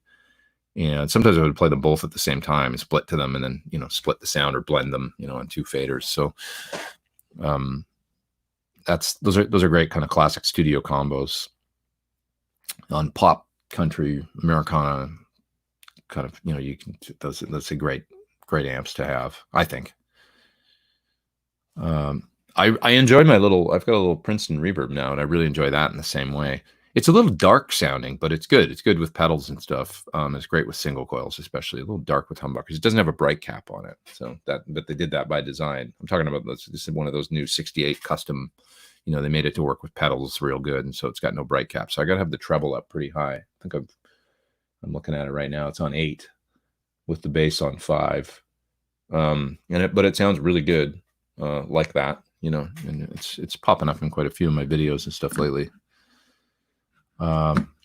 So there's a few for you. Princeton AC30 Deluxe, and of course a PT15, if you can swing one, I think is, a killer tool for anyone. Cooking is relaxing, says SD Design. Yeah, I agree. I quite like it. I like the little ritual. I never used to, but I'm digging it more now. Kind of like quite a bit. I don't know, just growing up finally. Let's see. Robert says, I prefer the vegetarian sushi. Too many parasites in raw fish. Dude, I've eaten so much sushi over the years. I mean, I have inhaled a metric ton of sushi, and I've never had any kind of food poisoning or any kind of infection or anything like that I felt like, was like, it's just never happened. Maybe once or twice. Like I've got, like for a day, like, oh, I'm a little funky today. Let's not talk about it any more than that. But, other than that, the amount of sushi I've eaten since the 90s is, and it's the one food I don't screw around. That's the one thing I recommend. Sushi, I don't go to places I only go to, and I know that for things like Mercury, it doesn't make any difference and things like that, where you go the most expensive, whatever. But you want to go to a place that's reputable and has a real great reputation for terrific sushi. It's not the kind of food to screw around with, I don't think, when it comes, you are eating raw fish, there's no doubt. So I'll go to the best places I can, and I live on the West Coast. There's lots of options. So I'm not a fan of, BS sushi at all. So I'm pretty picky about it. Hey, from Nova Scotia, says Todd Roy. What's up, man? Good to have you here. Fish is full of mercury, heavy metal. Says Dripping Glass. Do you mean Liam or Noel Gallagher, as Noel is the one with the brain? No, I meant Liam. Liam's got a good brain too. You watch the documentary on Liam that was done recently. It's pretty good. I watched it on an airplane. You can probably find it online if you search for Liam Gallagher documentary. I quite like it. I have a soft spot, for Liam, because I think that I know his brother's a brilliant writer, I think. And actually, I'm really a big Noel fan. I think he's fantastic. But Liam's latest stuff is pretty good too. And I think he's grown up a lot. And watch the documentary. It's really interesting. There's one great part in it where he talks about going for a run in San Francisco at 6. He's really into running now, evidently. And he's like, running at like 6:30 in the morning, and he comes across this field where there was a bunch of kids like having a rave or something. So they're just up partying all night, like tripping their balls off, and he comes across them and he's running past them. And he's like, man, like 20 years ago, if people would have been like, isn't that the singer from Oasis? Like jogging past the people partying, But he's like, I guess times have changed, I mean, with, he's kids, and I don't know, but I feel a little sorry for him. I feel like he's whatever happened between him and his brother. I feel like it's like I think it seems like, at least from the public standpoint that we see him from, it eats him pretty hard because he just wants his brother back at the end of the day. So it's pretty sad. Noel's just like disowned him basically, and that I think that's really sad. Get in a room with a therapist and work it out, But I love Noel, I really do. I mean, I think he's a brilliant writer, and I think he only gets better actually with time. Because I like Oasis, but when I listen, I felt like even when it came out, it was obviously really derivative in some ways and stuff like that. But some of it was great, even from the beginning. But now when he put out that album in Chasing Yesterday or whatever maybe it was called, I can't remember what the hell was the album that came out in 2014 that I talk about sometimes. It's such a great record. It's the one, there's a gray cover with a picture of Noel on it. It came out 2013, 2014. I really love that album. Okay. Watch Sammy Hagar's Rock and Roll Road Trip. It's a blast, says Stealth Parrot. I like Sammy. I think he does some great shows. I agree. Like some of the videos that he's been putting out have been really cool. With his band, they've been doing some fun covers and stuff like that, like on Instagram, and doing the whole lockdown and stuff. Stephen Robinson says fish is full of plastic. I know, but what the hell are we going to do? Got to eat something. It's true. I mean, the oceans are full of freaking plastic, which sucks. When you think about the whole, we got to talk about guitar. Let's talk about guitar. Let's not talk about that. I'm going to change the subject. It sucks. I know, but I could go on and on, believe me. Do you ever just jam for fun with Brit? Not that much. We don't have a room where we can do that really, but probably would be a fun thing to do sometime. She's getting better and better. She's been learning lots of funk drums and stuff, and playing grooves and stuff, and it's pretty cool. Have you ever been approached by True Fire to make a chorus? Says Jason Carter. A little bit, yeah. I'd like to do something unique for them if I did something for them. I don't know what exactly, but I would have to think about it. The concept of doing a traditional kind of guitar chorus, sort of, I don't know what I would show, but there's other things that I think might be thinking a little bit like either a songwriting thing or music production or how to build a track from ground up with a bunch of different tones and stuff and different colors. Something like that might be an interesting thing, more like a production songwriting thing, I would think. Yeah. Okay. Okay. Are you a fan of the MiG-50s at the Sovtech amp? That's Ian Ernst. I know that amp a little bit. I think it's basically a Bassman circuit, but they were made really bad. So if you get somebody to go through them and fix the problems, I'm sure they can be really good. They were pretty good sounding amps if they work, but they're like a rat's nest on the inside, not made well. So that's the only thing. But good solid platform to mod, make better, and you basically got a decent 59 Bassman circuit there. So teammate says nothing like having a cold beer and making a good meal. I agree. That's what I like. I go home, have a cider, a glass of wine or something, start cooking some food, and it's fun. It's new discovery for me, which is ridiculous, but I've eaten out for the majority of my life. Always going to places to get food. Best 5-watt head, says Gabriel Tone Guitars. 5-watt. The Corso was really great. The Sir Corso. I really like my little Marshall 1-watt. I think they're really fun. 5 watts. There ain't a lot of them I can think of. Other ones that are out there. Anybody got any ideas for a 5-watt? What about like those little Epiphone, with 2 knobs? I think once you're at 5 watts, I would just go with the Marshall 1-watt because I actually think they sound great. The two that I really liked are the 70s one. Well, the 800 sounded good too, the JCM 800 style one. But I have my little one up there that's like a JTM 45. You guys know them, right? Just grab it. It weighs 2 pounds. This thing. Still got the sticker on top because I'm weird like that. Sometimes I leave stickers on things. But yeah, this thing. I bought this used off the gear page, and it's supposed to be like a JTM 45. So it's a JTM 1. a loudness control and a tone control. My friend Soren Anderson, a great guitar player, plays with Glenn Hughes stuff. He used to use this. It's got a built-in, probably just a simple resistor, but a load on the back where you push this in and it brings it down to, 0.1 of a watt, evidently. And basically you can take the speaker out once this is engaged and run it. It's like line level out at that point. You're not going to hurt anything. And he would take the speaker out and go into a rack with effects and stuff. So he'd run pedals in front of the amp, engage the attenuator, run this out into his rack, and then go into a bigger power amp and this was his kind of core tone generator. And he really liked it. He, used that for all kinds of stuff. Pretty cool. Josh Smith does that with his Morgan amps, Blackface and Vox together, says Bobby. Yeah, earlier I was talking about using a deluxe with something like a AC30 as a great studio combination. It is it's all there. When you hear it, you're like, oh God, that's good. And then you can just blend them on the faders, get a little bit more because you get the American color and then the more chimey kind of upper mid cut out of the Voxy amp. And it's a great sound for anything kind of, you want something that's got a lot of tone, that's kind of soulful, and anything that's not a, rock Marshall thing or heavy amp. Pretty much any other sound you can get out of that Voxy Fendery combo, I find. That's like if you run them together.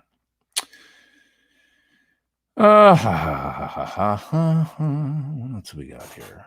Bluefin are huge and getting kind of rare, says Aquila. Yeah, for fish. Yeah, should not kill them. I agree. Just let them come back. It's amazing. Like, when we don't fish in places for a certain while, it's like a year. It's like the ocean just starts overflowing with fish. It just comes back quickly. I wish they could more like sustainable fishing is maybe, like why can't there be like where, huge swaths of the ocean just leave alone for a while and just like go ahead and drive charge more. Like I'll pay more. I'm happy to pay more. Or take a break, like commit to like, okay, I won't eat for, this week I take off from fish and everybody takes a break and then we go back and, I don't know, something. It's like, let's just, cause it's not sustainable, if we enjoy eating fish, it's like, I don't know, just treat the planet right and all that, otherwise it's just going to be gone. Oceans will be fished out and then, guess that's that. We wrecked it. PT15 is a very versatile amp, says Brett. Thank you. I agree. I do. Hey, Pete, what's the latest pedal you tested and thought this thing is going on my pedal board? A couple good ones recently. Okay, I got a noise suppressor here, and that's not the most exciting thing in the world, but I got one of these Hush things. This is pretty valuable for... It's a little bit of a tone sucker. In retrospect, it's not perfect, but it does help, especially with high gain. It doesn't really matter. It's got a gate and then the hush noise suppression in it, and so the hush is a downward expansion kind of thing. It's not a gate, and then it's got a gate too. So this is helpful, especially in my noisy ass room here that there's problems with noise. I'm using that in here a lot, like for the demos and stuff. Like I say, for high gain, turn it on. The downward expansion, when I turn it up to where it starts to work and make a difference, I hear it. Unfortunately, I hear the a little bit of the top end cut on a clean chimey sound that matters. On a lead tone, it doesn't actually matter, and it's kind of like almost better because it can chill out the aggressive top end a little bit. What else? What do I want to put on my pedal board? This thing is pretty great. You guys maybe saw the video of this, which really kind of blew up for a pedal demo. It's got, I think, 35,000 views now or something, which is great. But this is a treble boost and Marshall style drive in one pedal. The engine from Drivell, great sounding pedal. That would be one that if I had a board I was building. I mean, I'm not building a board right now. I'm just looking around to see if there's anything else. If I was, though, and it was to go into a clean amp, I might use that. Those are the two that come to mind right now. Oh, this is really good too. Really liking this every time I use it. The new Timmy from MXR that's tiny. Might put this on. Like, this sounds really good. This is, once again, this is that smooth style kind of, if anybody's ever played a Timmy, then know. But a great kind of natural kind of overdrive that's not really Marshall, but more smooth. It's smooth. Keep it smooth. Hush pedal work great. I got the blue 2-channel one back in the 90s, says Dripping Glass. Yeah, they're helpful, right? Definitely. What's my impressions of the neural quad cortex combo? Yeah, I haven't tried that thing yet, so I don't know. Maybe they'll hit me up. Who knows? Combo the Headrush 2 touchscreen and Kemper with the ability to profile. Oh, I didn't know you could profile with it. Teach me. That sounds interesting. I would like to give it a try. Patrick Carroll is there in the super duper chat, and he says, any insight on the EQ device's tone job? I've heard of it, but I haven't tried it. Or Pigtronics Gatekeeper. I have the Pigtronics. It's quite good. And have I checked out Eric Hoggins' channel? I haven't. What's he all about? So many people to check out these days and stuff. If the tone gets sucked by one pedal, can you make up for it with another? Well, that's kind of a buffer. I mean, but something like the Hush, it's just like it's downward expansion, so you're not really, it's actually like tracking your playing and then cutting the frequencies where the hiss is as it senses your guitar signal dying, and hopefully you won't notice and starts cutting the high end. So it's tracking your signal, so that as the noise floor is coming up and your playing is going down, it pulls the noise floor down. But you can hear it a little bit. It's a fine line. I want to try one of the decimators too, but yeah. David says, got tired of the Hush telling me what to do. Is the Timmy a Klon style pedal? No, not really. It's the Timmy has it's just a smooth kind of, it sounds like Nashville overdrive to me. I don't know how else to describe it, but it's a natural kind of, and it sounds really good into gain too. It's interesting because I might think that it might sound woolly or something, or not defined into gain, but it sounds really good into gain. You can run this into like a Dirty Marshall or something, as long as it's not too dirty, and add this, and it's a cool blended sound. Really great pedal for a mini if you want to try one. They did a nice job on it. I give it my endorsement. Thanks, Pete, says LA Guitar Lessons. Lots of great info. Thanks, man. Thanks for doing the super chat thing. Can I have a lesson? I need to learn some new stuff. I do. Looking to get a Joe Bonamassa wah pedal to get that fat tone. Any other suggestions? Interesting. Like the Jerry Cantrell wah is really cool. The Petrucci wah is really cool. I did a video of it on my channel. Listen to it. It's real throaty. It's got this great cool tone to it that was very distinct to me. I like the Van Halen wah too. And I just, because of the size, I use the tiny one. I haven't tried the Bonamassa one. I bet I use the tiny Dunlop on my board because it's small. It fits and it works good. You can hear it on we did a Hendrix cover. I did Voodoo Child Slight Return on with the Classic Rock Show, if you want to hear the mini Dunlop with the Jimi Hendrix mini fuzz face. It's on the Classic Rock Show's channel if you want to see it, but you can hear the combination of those two things. And I like the little Dunlop mini wah. It's cool. I've always said I'm not a wah connoisseur. Like some people are really like, they use wah a lot and they really know the differences, but those are the ones that I remember. The Petrucci one in particular for heavy metal, or like for a heavy sound, it had this just badass sound, like a sweep to it that was super cool. And I like the good old BBE too. That's great sounding wah. Would I ever consider making some of my Helix patches available? Yeah, I did for recently. I did 10 for the Axe Effects. I would be happy to do the same thing for Helix. Just make some cool presets and put them out. It's just a matter of time, finding the time. Is the Bella louder than a Deluxe in terms of headroom? Yeah, substantially. It's 50 watts, and it's a cleaner amp overall than a Deluxe. Deluxe starts to crunch up on 4 to me. Bella is going to have more headroom for sure. Let's see. My niece Hurt says, I have 5 $20 pedals and they're super noisy and the buttons are stupid loud, annoying, but they fit my budget. And whatever works and sounds good, as long as the notes come out and sound cool.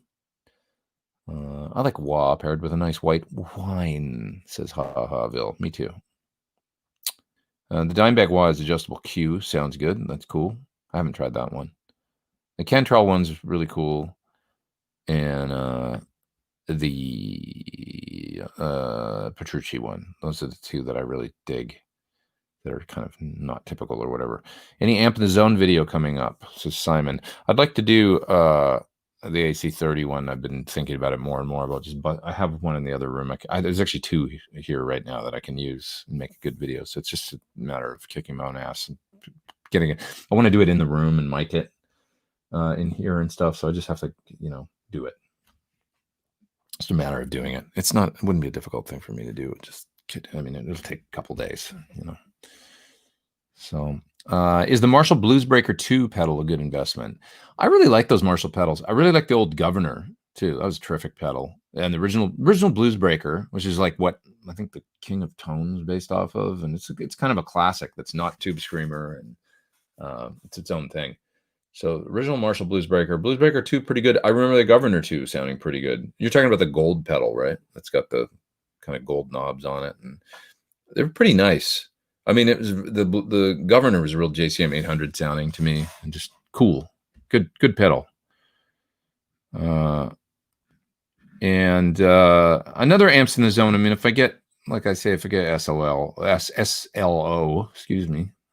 Did I just say SOL? Shit out of luck, right? No, SLO. If I get one of those, maybe I'll do it on that, because those are kind of a classic. Try and compare maybe an old one to a new one or something.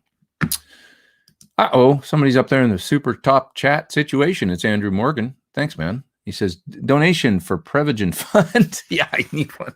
Right after that, I think I need it. Thank you. I will take that, and it'll help. You'll see a whole new me next week. Going to start it myself so I can find all my guitar picks.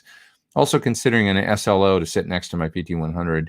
More amps, good, so I can test their ability to handle bad guitar playing. Oh, come on now. Thanks, man. Thank you, Andrew. Yeah, I'm excited to get a couple different things and check them out, try them out. RMC is good enough for Joe Walsh. Dude, Joe Walsh is the biggest gear whore of all time. He's got so much gear. He's got warehouses full of gear. And he buys pedals like nobody's business. I know that because I know people that he's his keyboard player, and I still know his keyboard player, but a guy that used to play with him. And he said he would show up with boxes of pedals every day and just dump them to his tech and go, here, put these on the board tonight, and then the tech would have to find a way to make them work. And then the next day he'd show up with another box of pedals. Okay, I want to try these ones tonight. He said he was just nuts about gear. So I think that's kind of cool, actually. He's a great guitar player no matter what he plugs into. I built a wah and bought germanium transistors, says Prince Westerberg. They'd been in stock since 1963. That's cool. Old germanium. What else we got here? Have I ever tried the Giggity? I think I did. Didn't I do it? I want to say I did a video for that pedal, but I don't remember. Isn't it supposed to be kind of like a shape your tone pedal, like shape your core tone kind of? What was the Giggity? I remember it, but maybe I didn't do a video of it. I just remember reading about it. Hard to remember. Curious to know if you've heard of Sarno Music Solutions or tried an octal tube pedal preamp before. Octal tube preamp. I just got an octal preamp and I love it. No, I've never tried one. Have them hit me up. I'd like to try it.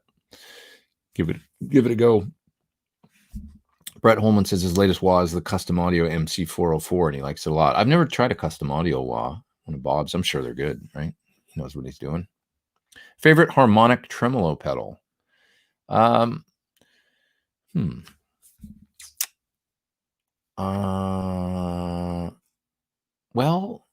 I mean, I really like the Flint. It sounds great to me. The video I did, the original Flint video I did, which has a lot of views. That video is up there now. And the parts I played with the harmonic tremolo, I should go back and make those into songs. I think because I just love it. I like it in my Mobius too. Yeah. Who else makes a good harmonic tremolo? Didn't I do one for Keeley recently? I think maybe a Keeley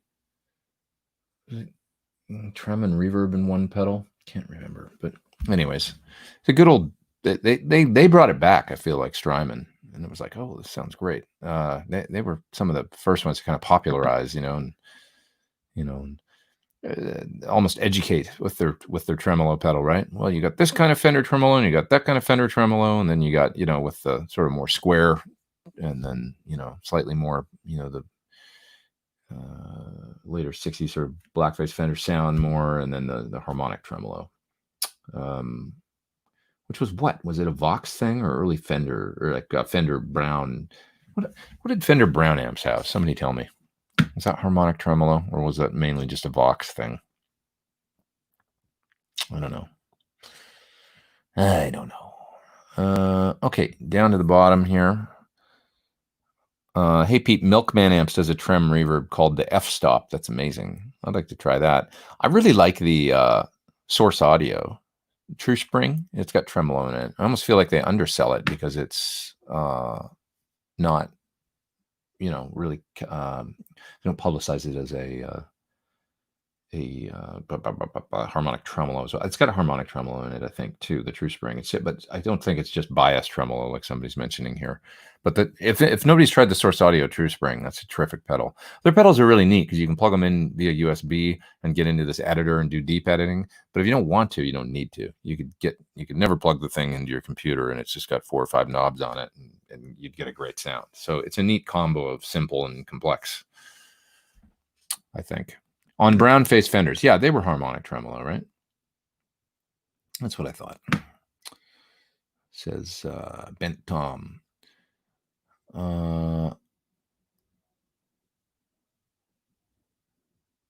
Aquila is asking about harmonizers, something that can let me play both guitar parts in an Iron Maiden tune.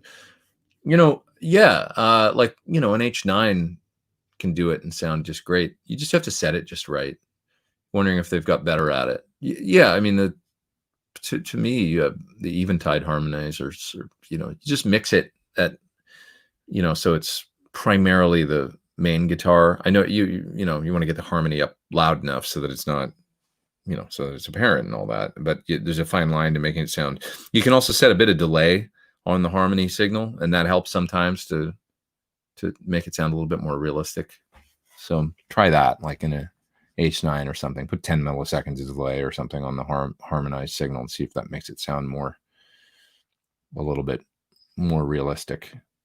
Oh, some folks are recommending the Earthquaker H trim. Earthquaker makes great pedals. I'm sure and always with neat, quirky kind of, unique sounds. So I could see how I haven't tried their harmonic trim, but how many Sir Strats do you own?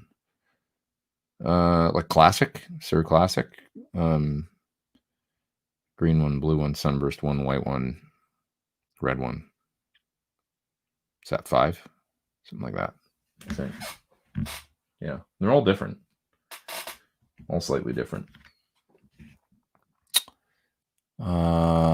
Hey Pete, Gibson Black Les Paul Custom, is it stock? The pots, no. The electronics have all been changed and the pickups have been changed. It's got Thornbuckers in it right now. And I've had different pickups in it over the years.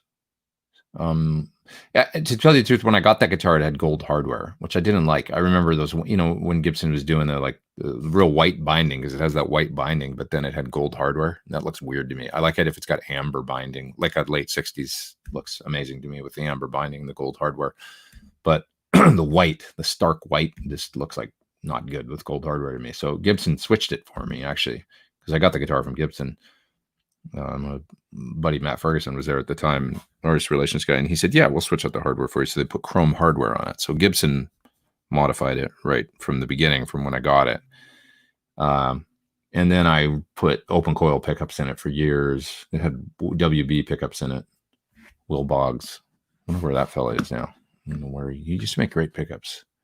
Ran into some business stuff, and I don't know where he is now. But anyways, who are some of your biggest influences?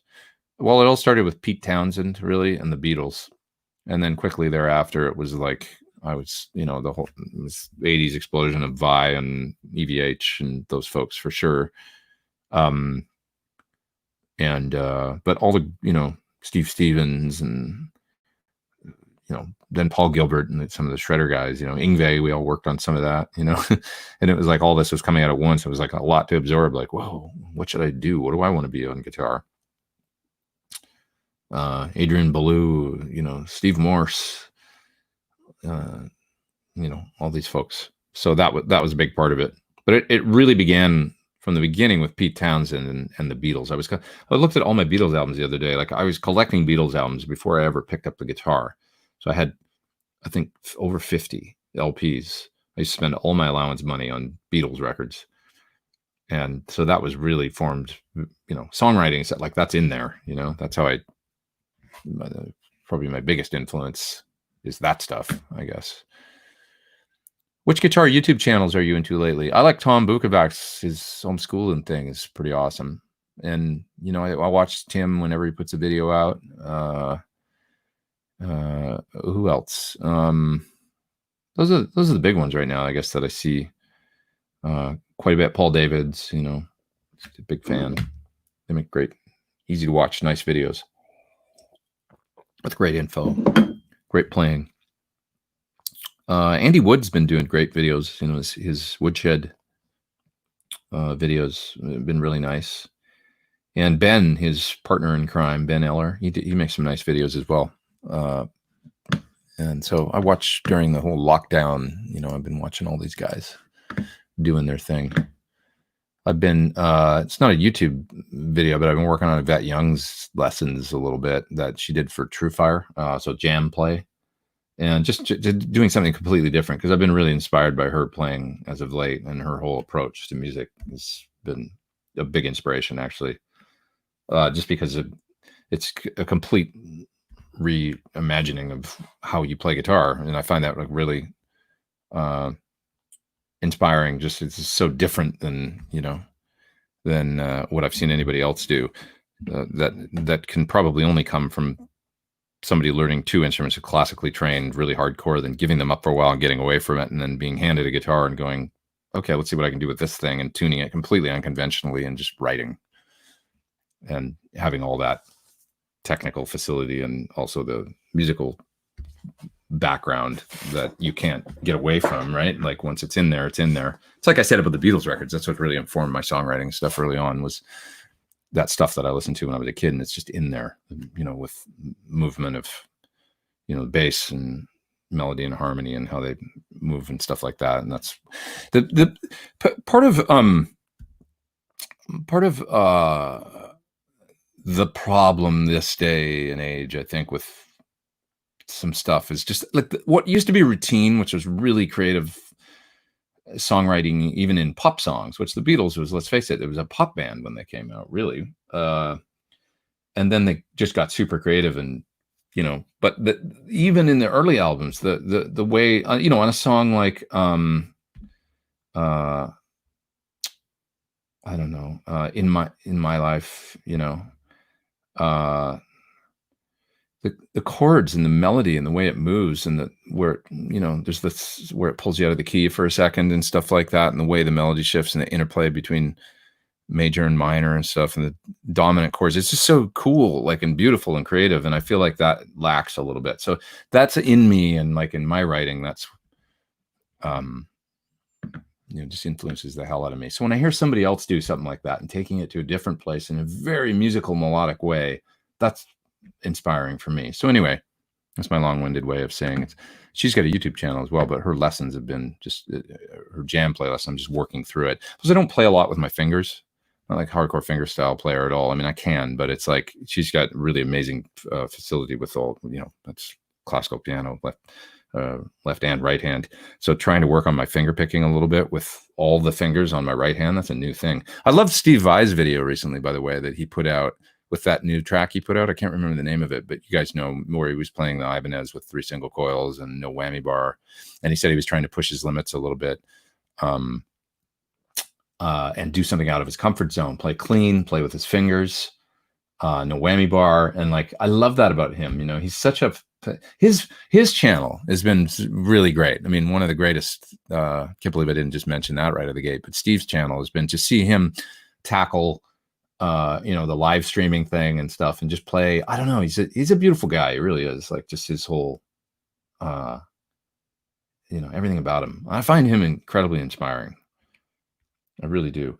And that song was great that he came up with. So that's kind of what I'm talking about, is that he pushed his boundaries a little bit. He's learning, that's how you stay young, like keep moving forward, not doing the same thing over and over again. Even when I was doing the Jose amp video with him, and then he heard it, he had he heard the video, and he had some criticisms, not of my video, but of the amp and the tones. Like, he's saying, do you think it sounds like a little too, and I think that he mentioned, like, he goes, I like it, and it's got a lot of, he goes, I'm going to, I'll keep it and stuff, obviously. But he said, it's kind of like a little bit like eating the same food over and over again for 40 years or whatever, like being in that one sound. I agree with him. Like, I want that sound, like that Jose thing, and I'm going to get one in here. But there is something about that dirty Marshall, right? It could be like eating the same food over and over again for 40 years. So I appreciate that. And I think we see that in his moving forward with, okay, I'm not going to play the bar on this song. I'm going to play single coils with my fingers and just keep pushing it, like, so that it's not the same old, same old. It's okay to do the same old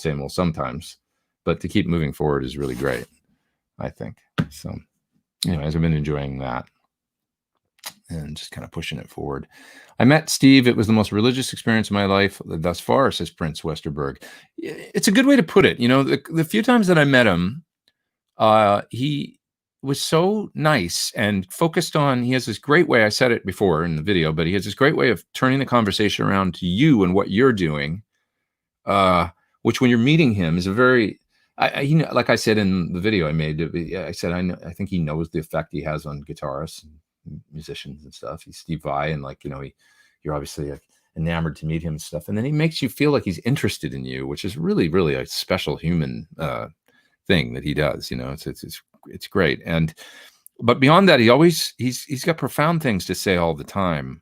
I think I mentioned before that when I met him, the second time I met him was just a few days after Chris Cornell had passed away, and he took it upon himself to kind of sit with me for a minute and say some really, really profound things that I still take with me to this day, and I probably always will.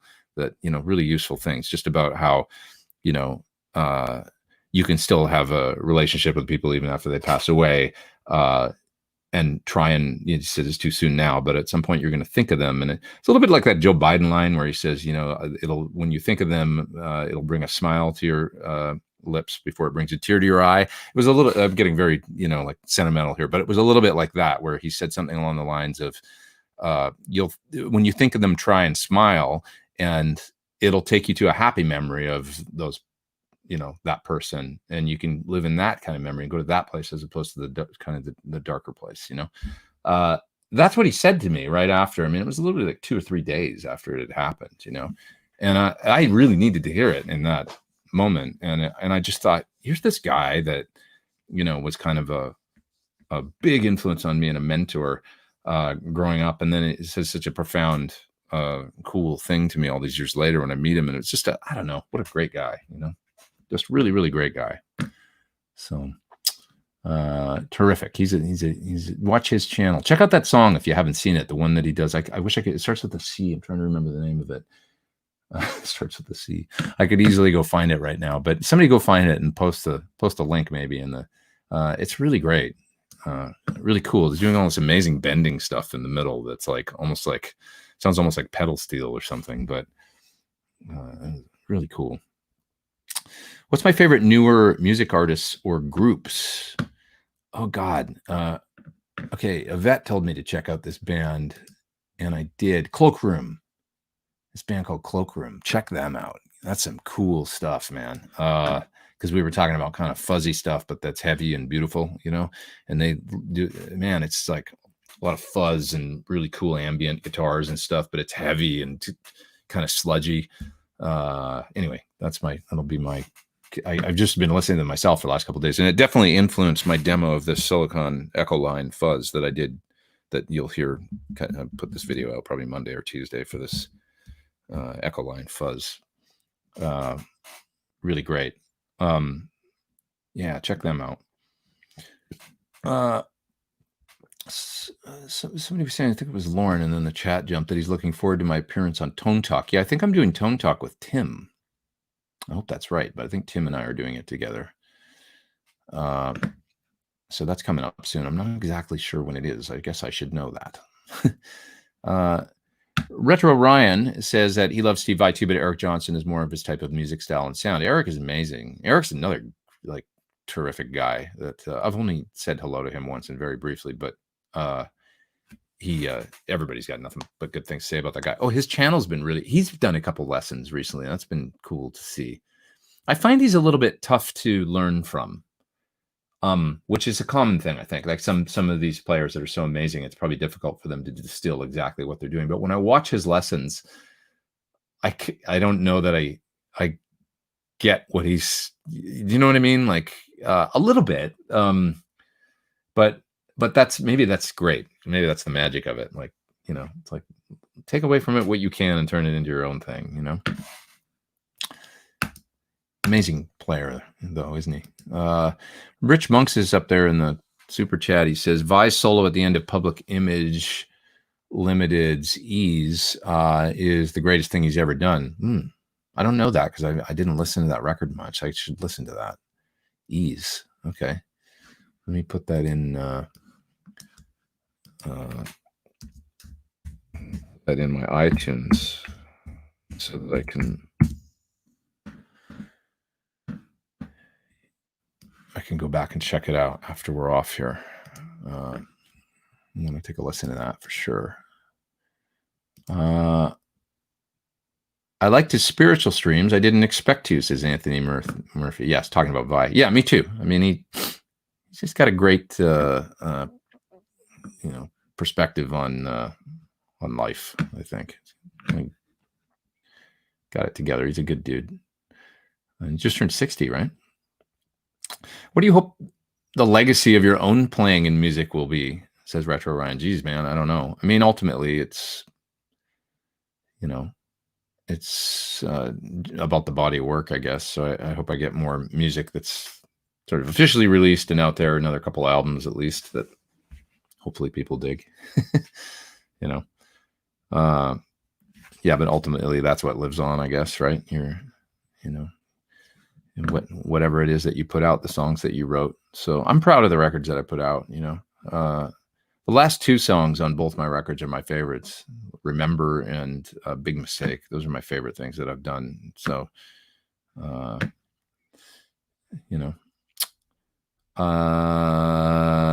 thanks for doing that Yvette video. She's great. What a talent. Yeah, that's Bobby. Yeah, man, she's something else. Definitely unbelievable guitar player and just musician and writer and mind. Okay. Let's see here. Pete will live forever because of your great pedal reviews. Yeah, after I'm dead and gone, I guess those things will still be on the channel for Boss or whatever. I hope so. Be like, who is that guy? Oh, I hear he's not around anymore. Hopefully that's a long way off. Is it possible to own too many of the same style of guitar? I have 4 Les Pauls and I fancy another. That's okay, man. Look at Yngwie with all the strats. More is more. I like to think like 5 is enough of any like particular kind of guitar. If you've got 5 Les Pauls, it's like, all right, probably sell one if you want something different, Yeah.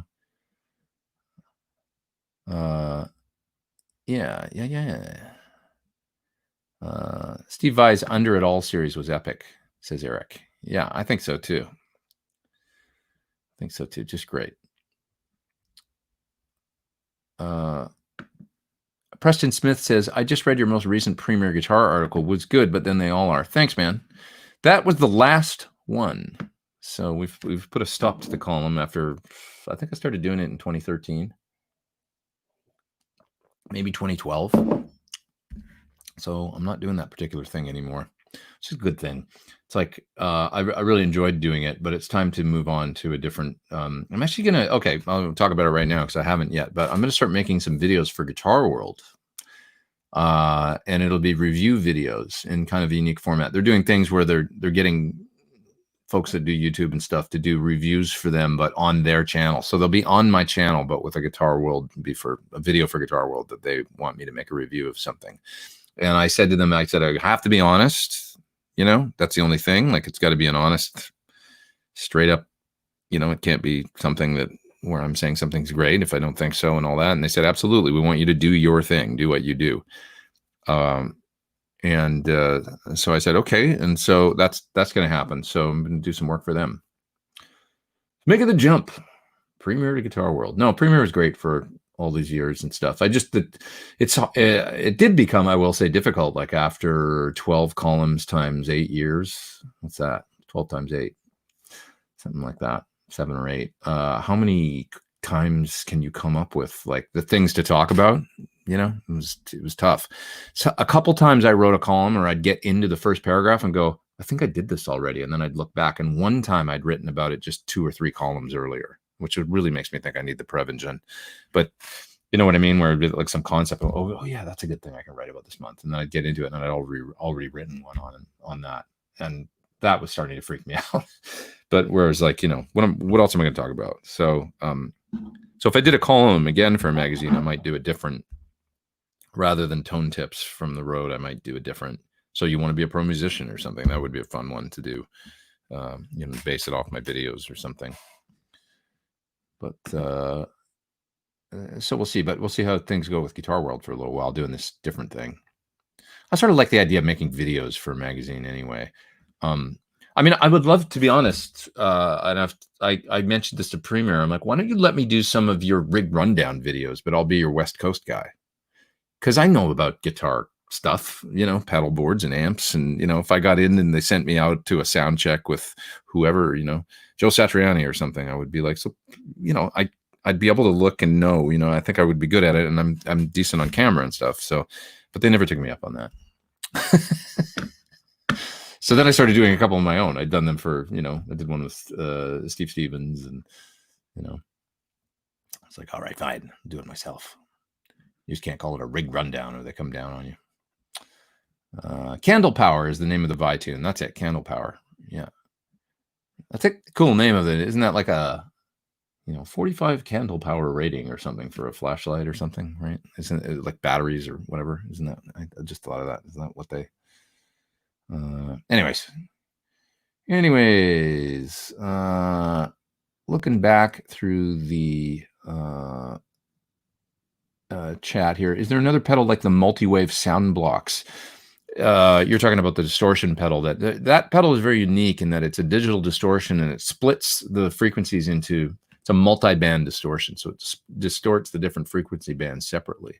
So a very unique sound, kind of a modern fuzz or something, it sounded like to me. And there's, even with a lot of gain, there can be a lot of clarity because it's distorting the different frequencies separately from one another and not turning it into one big jumbled mess. Sometimes one big jumbled mess is what you want. But it was a great pedal. Once again, the Source Audio stuff. They're cool company. They do different thing.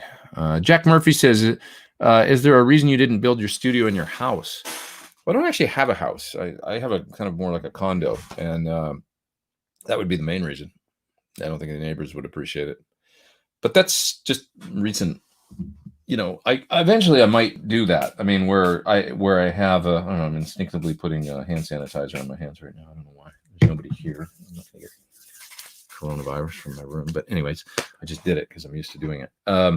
Anyways, there's a number of houses in LA that already have studios built in. And if I was going to stay here long term, and I would probably look for that, maybe eventually here, like another property or something that maybe had a garage studio. It's funny because like sometimes to us that'd be like, oh, that's great, it's already got a studio in it. To other people that's like a detriment, they'd gut it and build it into what they wanted it to be. For us musicians, it's great. So there's a realtor in LA that actually that's what he deals in, is houses for musicians, really. And so I get his email and stuff and look at things sometimes to see, but it's expensive. The main thing is buying property here just to get in the game in California. In the real estate game is difficult because it's just really expensive. And on a musician's, I do okay, but like on a musician's salary, it can be tough, get a mortgage, as a self-employed musician. So anyways, I got what I could and I love what I've got, but yeah, I had to still at least for the time being, have the studio in a separate place that's not my property and stuff like that. So one of these days I'd love to do it, though. To have a studio at home would be great. Mind you, I love getting out of my home and going to work. That's the only thing, going to a different place where I can go and then when I leave work, I've left work and now I'm going home. And so that grass is always greener, right? I don't want to lose that. Let's see here. Are you thinking of moving? No, not necessarily. But I'm always up for options. If a great option came up, I might look to see if it'd be like, well, let's envision life like this. What if you had this place to live with a studio or something? That'd be interesting. Somebody's asking, I could work as a guitar tech, but how do I get in? That's Prince Westerberg. Do you want to do guitar teching on the road? That's a good question. It's kind of a networking thing, like anything. I don't know that I would recommend that as a great. I mean, I guess if you're really, it's a hard life, man. It's the only thing. I almost did it once in the 90s before I was really, pro. Like a gig came up. It was for Sheryl Crow as a tech, and the gig kind of got offered to me. She was just really getting started then, so it would be like, she wasn't like a big classic rock star like she is now or something. It was right at the beginning. It was probably 94, something like that. And this job offer came up, and it was like, I don't know, $1,200 a week or something to go out on the road and be a guitar tech with her.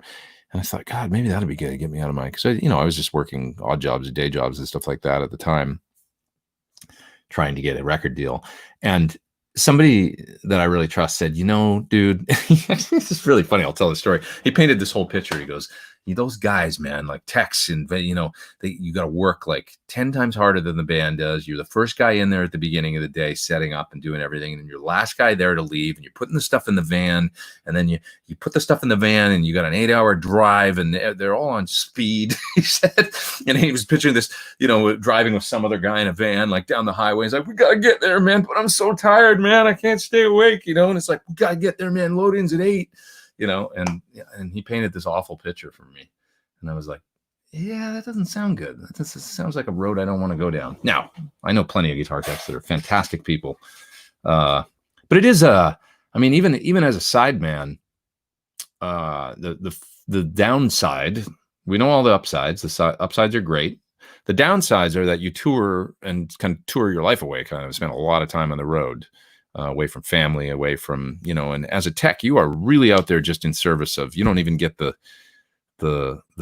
glory of playing the gig and the release of music. That might be okay for some folks. They might be perfectly satisfied with it, but I don't know, man, like spending all that time on tour at this point, it might be okay to do for a while, but man, it's a lot of traveling and a lot of work and stuff. And just being, you got to recognize that when you're on the road, you don't own your time. I mean, it's like it's sort of like having a job 24/7. Yeah, there's downtime, but it's like, you're not with your family, or you're not with, in your downtime. You're not at home. You're not feeding your dog, and you're not, you're out there in a hotel room or on a bus. So those few hours of downtime, you're still not able to really, it's not like, yeah, you can go walk around a city and stuff like that. But you know what I'm saying? It's like, I don't know if it's a job that I would recommend. But if you do want to do it and give it a try, it'd be nothing wrong with trying it. It's just I really respect the dudes that are good at it and that have done it their whole life and stuff, because it's hard work. It's kind of a hard life in some ways. You have to meet people. You have to find a way to meet, because production managers and folks like that are the ones that bring in the crew, really.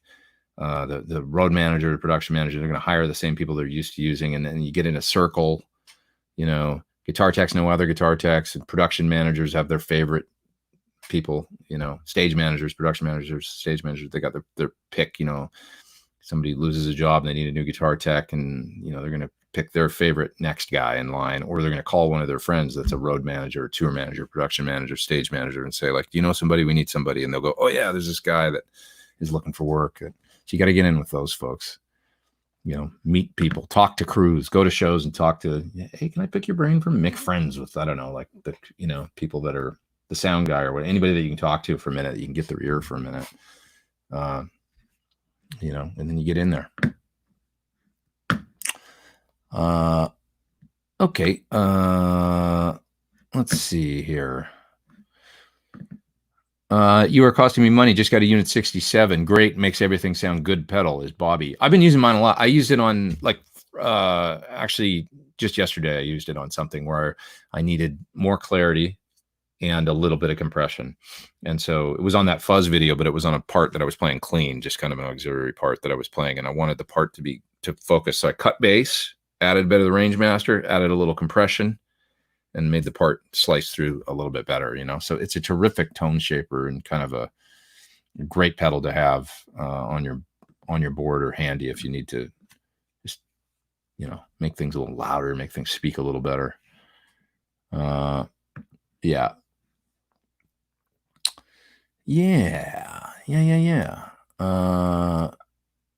Does anyone still subscribe to Guitar Mags? Well, I get Premiere still in the mail. Do I read it that much? Not that much, to be honest. I more look at stuff online. I mean, it's true. It's just like a more interactive experience. Oh God, man, I kind of miss it. I mean, I miss the days of Guitar Player coming in the mail and I'm going to pick it up on the newsstand. When you go to the newsstand, you see it's got a new cover. It's like, because I would get so excited. I brought all my guitar magazines from Canada when I moved to the States in boxes. It costs hundreds of dollars to ship. I mean, like big collections of multi-years of Guitar Player magazine, you know, and I brought them all. I don't know where the hell they ended up. They ended up in some storage space, and then I ended up losing them all. It was totally pointless. But I had a whole, you know, every issue from like the late 70s, maybe 1980 through 94 or something I had of Guitar Player and Guitar World, Guitar for Practice Musician, a lot of those too. Now it's like, yeah, I don't know. It's tougher times for Guitar Mags, but they've you know, tried to make the shift to kind of being online and stuff. Yeah. How about Pete Townsend, says Stealth Parrot? Love him. He's awesome. He's amazing. Yeah, he is the man. Let's see here. What's your favorite cover song you play in the classic rock show? Well, that's a good. Thunderstruck is really fun. It's exhilarating to play. It's a little technically, you got to have it together at the beginning for like 5 minutes. But man, it's exhilarating. That Won't Get Fooled Again because of Pete Townsend. Where, you know, it's the last song of the set that we did, and it was just super fun to play. So was Who Are You, actually. Really fun. Not as fun, though. Won't Get Fooled Again is super fun. I would say those, Thunderstruck or Won't Get Fooled Again. That's just visceral. AC/DC, Pete Townsend. Two sides of the same coin. The Beatles was really fun to do. It's funny. Go check out give us some love, because it's got not that many views, but I think it sounds great. We did, you know, the whole Abbey Road Golden Slumbers, the end with the solos at the end and stuff. I think it sounds really cool. It's on the Classic Rock Show channel. For some reason, I don't know, it's not gotten as many views as some of the other videos they've put out from the show. Ethan Rick says he's been a touring guitar tech. He knows a few dudes in a band that needed one. Then kind of got called by the techs I met later on. As always, it helps to live in touring centers like LA and Nashville. Yeah, that's the thing. It's going to be tough in the beginning, especially until you can build a network. If you don't live in LA or Nashville, I would say maybe Austin, LA, Nashville, something like that, where you can get in there with definitely LA, Nashville. I mean, most of the country artists, you know, folks based out of Nashville, and then LA is all the pop tours and stuff are based out of. So you need to live in a place like that, so you can make the connection stuff. And then maybe later on, after you've got a few people that you work for, like my friend Dave Lapham, that he was tech with Chris Cornell for quite a while. He was Yogi's tech, actually. He ended up being Steve Stevens' tech, and then Jerry from Alice in Chains. He worked for him for a long time. He actually kind of got out of the game, but he came back to it, like after getting out, because Steve Stevens needed some. I think he came back for Steve or Jerry, but he'd moved to Florida by then. He got a house in Florida and was living out there, and you know, enough people knew of him by then that he got the call. I think it was probably Friedman that hooked him up back again. So he was doing working at a car dealership or something, doing something with cars, or maybe a car repair place. And then they called him and said, can you come out and do this tour? And so it's that, once you've got your network, you can maybe move somewhere else, is my point. Yeah.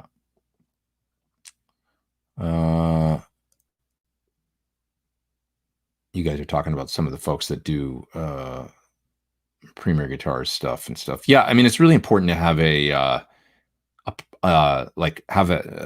bit of knowledge or good knowledge of the gear. I feel like with a history of why people are using the things they're using. I agree, and have a bit of background. And then also, it's the art of what I find when you're doing those rig rundowns is the art of asking the question and then letting the artist respond and don't interrupt them, like letting things play out. And that can be difficult sometimes. I know it's a hard thing to do, but that, not interrupting them and letting them finish a thought and not taking them away from, right? Like, because you ever watch those things and go, they were just going to say something cool. I know it about the amp or whatever, the pedal. And then they steered the conversation away, the interviewer. So that's the hard thing. I think it's important to know how to thread that needle, and I don't know. I would love to have a crack at doing something like that for a guitar magazine. I think I'd be good at it.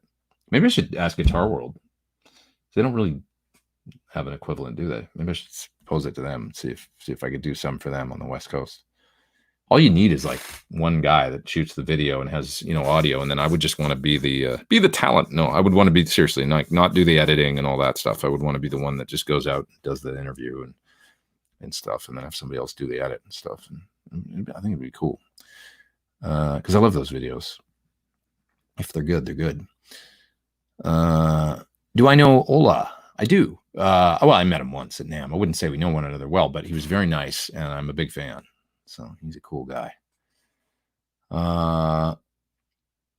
So Jack Frost says, don't move to Pasadena. I live in a studio apartment near Caltech, and it's stupidly expensive.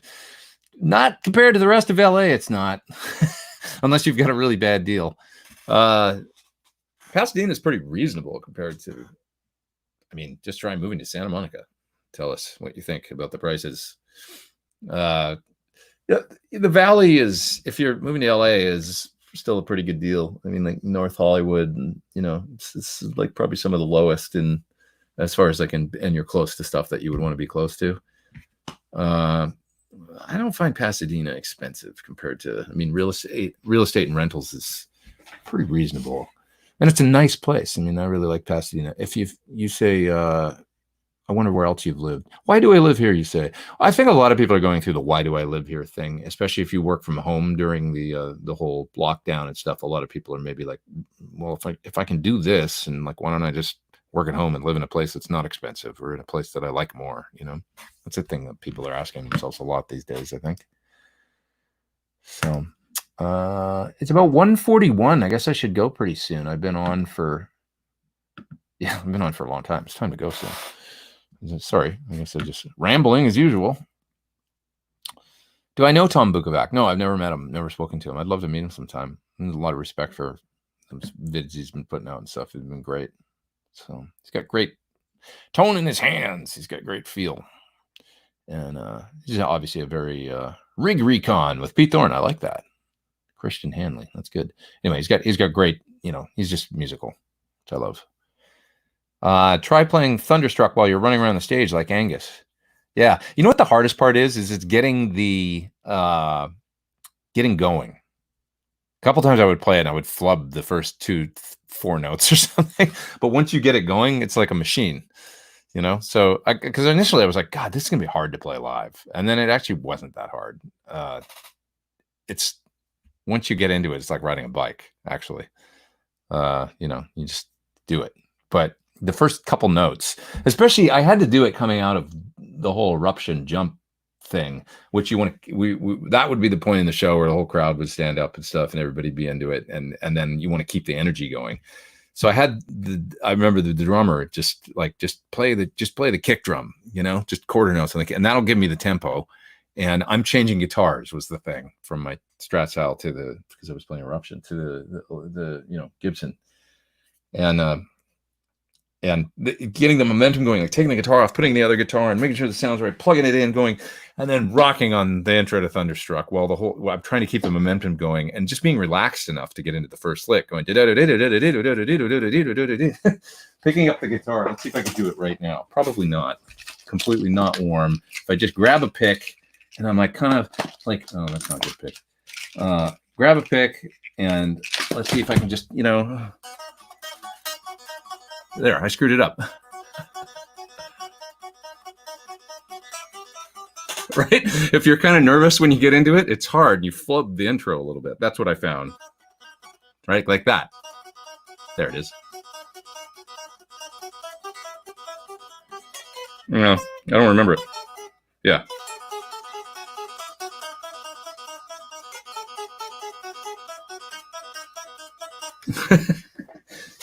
It's not fair. I'm not warmed up. But yeah, that's what I found. Like the first 2 notes or something, I had to really like zen out. And I was pretty warm by then because I just played like Eruption and all that. And then I could do it. But as long as I had to really focus and just take a deep breath and then make sure I didn't overpick, kind of like play with, too much energy. I don't know. It was like a exercise in relaxation. Super show today, says Peter. Thanks, man. Have a great Sunday. Thank you for being here. I appreciate it. Yeah, I'm going to wind it up pretty quick here. Just a couple more questions, whatever's at the end. Or I've got the image of Pete dressed as a schoolboy like Angus in my mind. Not the best image, says Jason Carter. Hey, true story, man. I got to go on stage with AC/DC when I was 14 years old on the Who Made Who tour, and I had on the schoolboy suit. I did. And I rocked it. And I had the rock and roll bug then for sure. Once you go on stage with AC/DC, and you'll never come back the same. It was unbelievable. It was the 80s, and it was the beginning of the show. And I walked up there, and there was the energy coming at the stage of an opening song of an AC/DC show. Like 18,000 people, just like, or what was the song? It was Who Made Who. That coming right at me. And I was 14. I was like, it was like a drug, like, this is what I want to do. I don't ever want to be anywhere else. This is amazing. Have you ever tried a Bad Cat Unleash? I did. Yeah. Early days of kind of the reamp attenuator thing. Pretty good. They in a Bad Cat Unleashed, they only modeled the high rise of an impedance curve. It doesn't have the resonant peak, the low resonant peak. So you might find that they sound a little bit like thin. It'll have some clarity because it's got the high rise on the impedance curve. But it's funny, some of the loads, they would model one or the other. The resonant peak and the high rise is the two things. God, sorry. And so anyway, I wasn't completely sold on it, but Pete, how about Jen Majura on your show? Don't know her. Don't know how I would get in touch, but that would be cool. I got to get some more people soon. I was thinking about it the other day. It's time to get some more guests. So I'll work on that this week. You should try to get Leland Sklar on a show. I would love to. That'd be super cool. I mean, be an honor. Steven says, now that you've had a Tesla for a year, any advice for someone like me looking to buy a used one? That's true. I drive a Model 3. Not really. Yeah. Advice.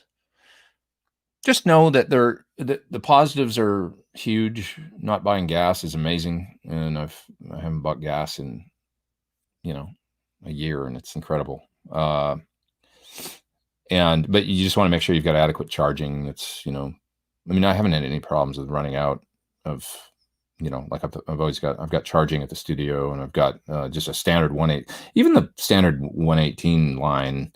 I find you get about 4 miles an hour of charge. So if you just need to charge up overnight, if you're home for 7 or 8 hours, you'll get 30 miles out of, your standard 118 outlet. And then you can charge if you've got a charger at work or wherever you go during the day, or supercharger close. I wouldn't want to have to supercharge like all the time though. So that would be a pain if I always had to go, although it's pretty quick when you go. It's not bad. Some of the superchargers, the one thing you should know is, They're located in like, you know, you'll see the location be off a highway, and it'll show you where it is, and it'll be at the, you know, Fashion Square place or whatever. And they put a lot of them in, at least in California, they put a lot of them in malls, and they're tough to find. You'll go to the mall and it'll be like in the parkade on the top floor or something. So you got to go and get a ticket, and you go in, and then you wind all the way around. And there's people pulling, and you're like, can be in a hurry. Like, damn, I just need a charge for like, I just need another 25 miles, you know, to get to wherever I'm going. And you'll find yourself winding up to the 8th floor of some parkade, and then you'll find the Tesla supercharger. And it can be a little bit stressful. There, you know, it's re-envisioning the way that people drive and the way that we do this. And so it's still like baby steps or whatever, or like, you know, early days, I guess is what I'm trying to say. But for the most part, if you've got your charging sorted at home and work, that doesn't factor in, it's fine. And they're pretty brilliant. There's a few things like the fit and finish on them isn't, you know, quite, if you've driven I just drive German cars, drove BMWs for years, and they're really tight when it comes to the, you know, everything, you know, the way that the car is put together is very precision. It's like a Sur guitar, right? The Tesla's a little bit not quite there, and their customer service is a little like, you know, trying to get in touch with somebody, if you got to call somebody about something, is next to impossible. You know, I found a little bit with that. It's like they're still learning. You can tell where they put their money, you know, which was into the R&D and making the thing like you know, it's unbelievable. I mean, the software and the, you know, they're incredible. It drives me. I mean, I rarely, when I'm on a freeway now, do I ever drive anymore. You know, I use the auto drive stuff all the time. So it doesn't mean you're completely, you know, I've got my hand on the wheel still. You have to, but I find myself able to look around, see stuff that I never could before.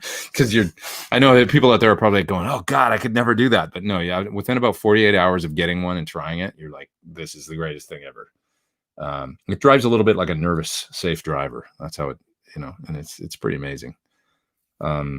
I love it. I mean, if you like tech stuff, there ain't nothing like it, you know.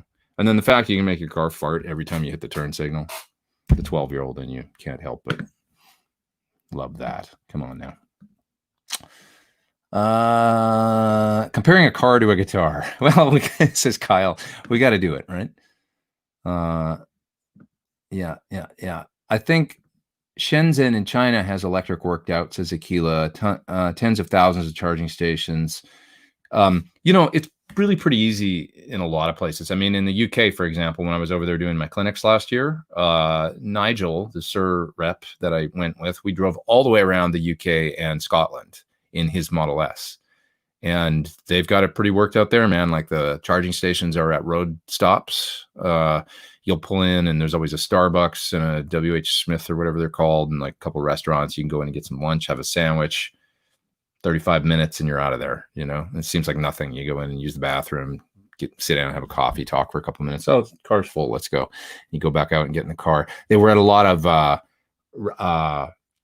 restaurants, excuse me, a lot of hotels like Holiday Inn Expresses and things like that have them. And a lot of those places have their own charging. So the UK seems to have it really together. But even here in California, I mean, there's a supercharger in Burbank. There's one in Glendale. There's one in Pasadena. I know where they all are. It's like, it's not hard, you know. So, do you have a story about meeting Zach Wilde, assuming you've met him, says Eric? Yes, I got a great story about meeting Zach. I've met him a few times, but I met him at the LA Amp show, and I was playing, and I was having a good day playing. It was particularly warm, and I was playing loud in the Metropolis amp room, cranked plexi, and Zach came in. And he said what I said earlier. That's where I got it from. You got tone in your hands, brother. That's what he said. You know, his bending and stuff. And he said, that sounds great. And then he's like, okay, here, let's try this. And pretty soon he was literally like down on his knees, getting cables and stuff. And he found I don't know where they found it, but it was a Boss Super Overdrive or a chorus. I can't remember. He had the chorus. Where did he find that? I don't remember, but we used it to split into two. So this is the hotel in Van Nuys, you know, that they do this in, but you could turn the amps up super loud. I had 200-watt plexis all the way with his rig and he said, you know, I was playing through this while he was like dialing the tone, you know, and that was cool. And he was not drinking much at the time. He was like trying to, you know, for health and stuff like that, but he had a Heineken and he shared it with me. I remember that. It was really sweet. It was like, here, man, come on, I only got one beer, but go ahead and take a swig, you know. It was really nice. It was very nice. Like super nice, just really genuine. And then I saw him a while ago at Friedman's shop, and we talked about, because all kinds of people come in, Dave's, if you've ever been there or hang out there. All kinds of people will come through that door, but he was very nice. And we talked about, I was talking about how, I remember we were talking about Led Zeppelin and how I wished that Jimmy Page and John Paul Jones had just gotten together with Heart, because I had this idea where it was like, why don't more classic bands just get together and make records and have supergroups and stuff? And I said, Ann Wilson sings the hell out of Led Zeppelin. Why don't they get together and have Nancy Wilson, Jimmy Page, John Paul Jones, get a great drummer and keyboard player maybe, and form a new band? And you could go on a tour and play Heart and Led Zeppelin songs and put out a new record, and it'd be amazing. He was like, yeah, that's a pretty good idea. So he was cool. Anyway, what else we got here? I got to split pretty soon, but hi Pete, when is next Tokyo? Says Takeo Kono. I wish I knew, man. God, I miss Tokyo so much. If you're there, please say hello to it for me. I gotta get back there sometime soon, because it's my home away from home. Feels more like home in some ways than California does to me. Hallface says, I don't know what that means. The car farts. Yeah, in a Tesla, you can do all kinds of stupid stuff like play video games and watch Netflix, and it's got a emissions mode. It's just Elon Musk is like a 12-year-old in some ways, and so you put this thing in the car where when you hit the turn signal, it farts really loud through the stereo. So every time you hit the turn signal, the car farts. Go on YouTube and you'll find it. I'm sure there's got to be 4 million videos of people uploading that, but it's totally ridiculous, but it's funny as hell. And there's some really cool things about the car that are like that. It's got a studio in it. So one of the latest things, it's literally got like a studio with like drum machine, keyboard, and you can step program in things and stuff and make loops and stuff. So if you're bored and you're waiting for somebody for 15 minutes outside, and they're running in to get something, you can sit there and write a song. It's insane. It's fun as hell, actually. Have I remember Alex Lifeson once? He came to a Sloan show in Hollywood, probably 10 years ago. Sloan played in Hollywood, great Canadian kind of indie band, and Alex was there. So I got to, just like, this is Pete, and oh, hello, how are you? But honored to meet you. It's like that. That was it. But he was cool. I was nervous to be in his presence. He's very nice, as I remember. Okay. I'm gonna split, and there's a multi-track studio in Tesla, says T-Mits. It's awesome. They just updated actually. There's new software. That's the other thing. You get software updates all the time for your car. So there's some new features in it I got to check out. I think there's like added to the step editor and stuff, and kind of fun. My car doesn't have the ability to compose music. I must reevaluate everything, says Rick. I'm telling you, man, they're fun as hell. And once you don't buy gas, okay, the last thing I'll say about it is that, yes, it's kind of expensive to get into and stuff. I lease, but my lease is reasonable. It's not much more than I paid before I had a BMW 428 before. Great car. My lease is $20 more than that car. With all the rebates and stuff that I got back buying the car, it was a comparable down payment to get into the lease. And now I don't buy gas. And with the system that I have set up right now, the way I'm charging, I'm not paying for charging either. So I probably save $200 a month on what I used to spend on gas. So it's doing nothing but paying for itself at this point. And I've got it's friggin' awesome, and it drives me. So, I had your 10th Street as an alarm clock in 2019. Good awakenings. Thanks. Please put it back. That'd be a nice way to wake up. Maybe I should do that. That's cool, man. Thanks. Okay, everybody have an awesome week, and I'll see you guys. I'll try and get some cool guests for upcoming Sundays and stuff, but everybody stay safe out there, and I'm going to put out a couple videos this week. The Echo Line Fuzz. I got all kinds of stuff to get to, man. The new exotic pedal, the Pod Go I'm doing, kind of a mini Helix almost. Source Audio EQ, Boss, what's it called? The 200, the Overdrive, OD200. Got that coming. you max on. It's endless. See you guys. Have a great week.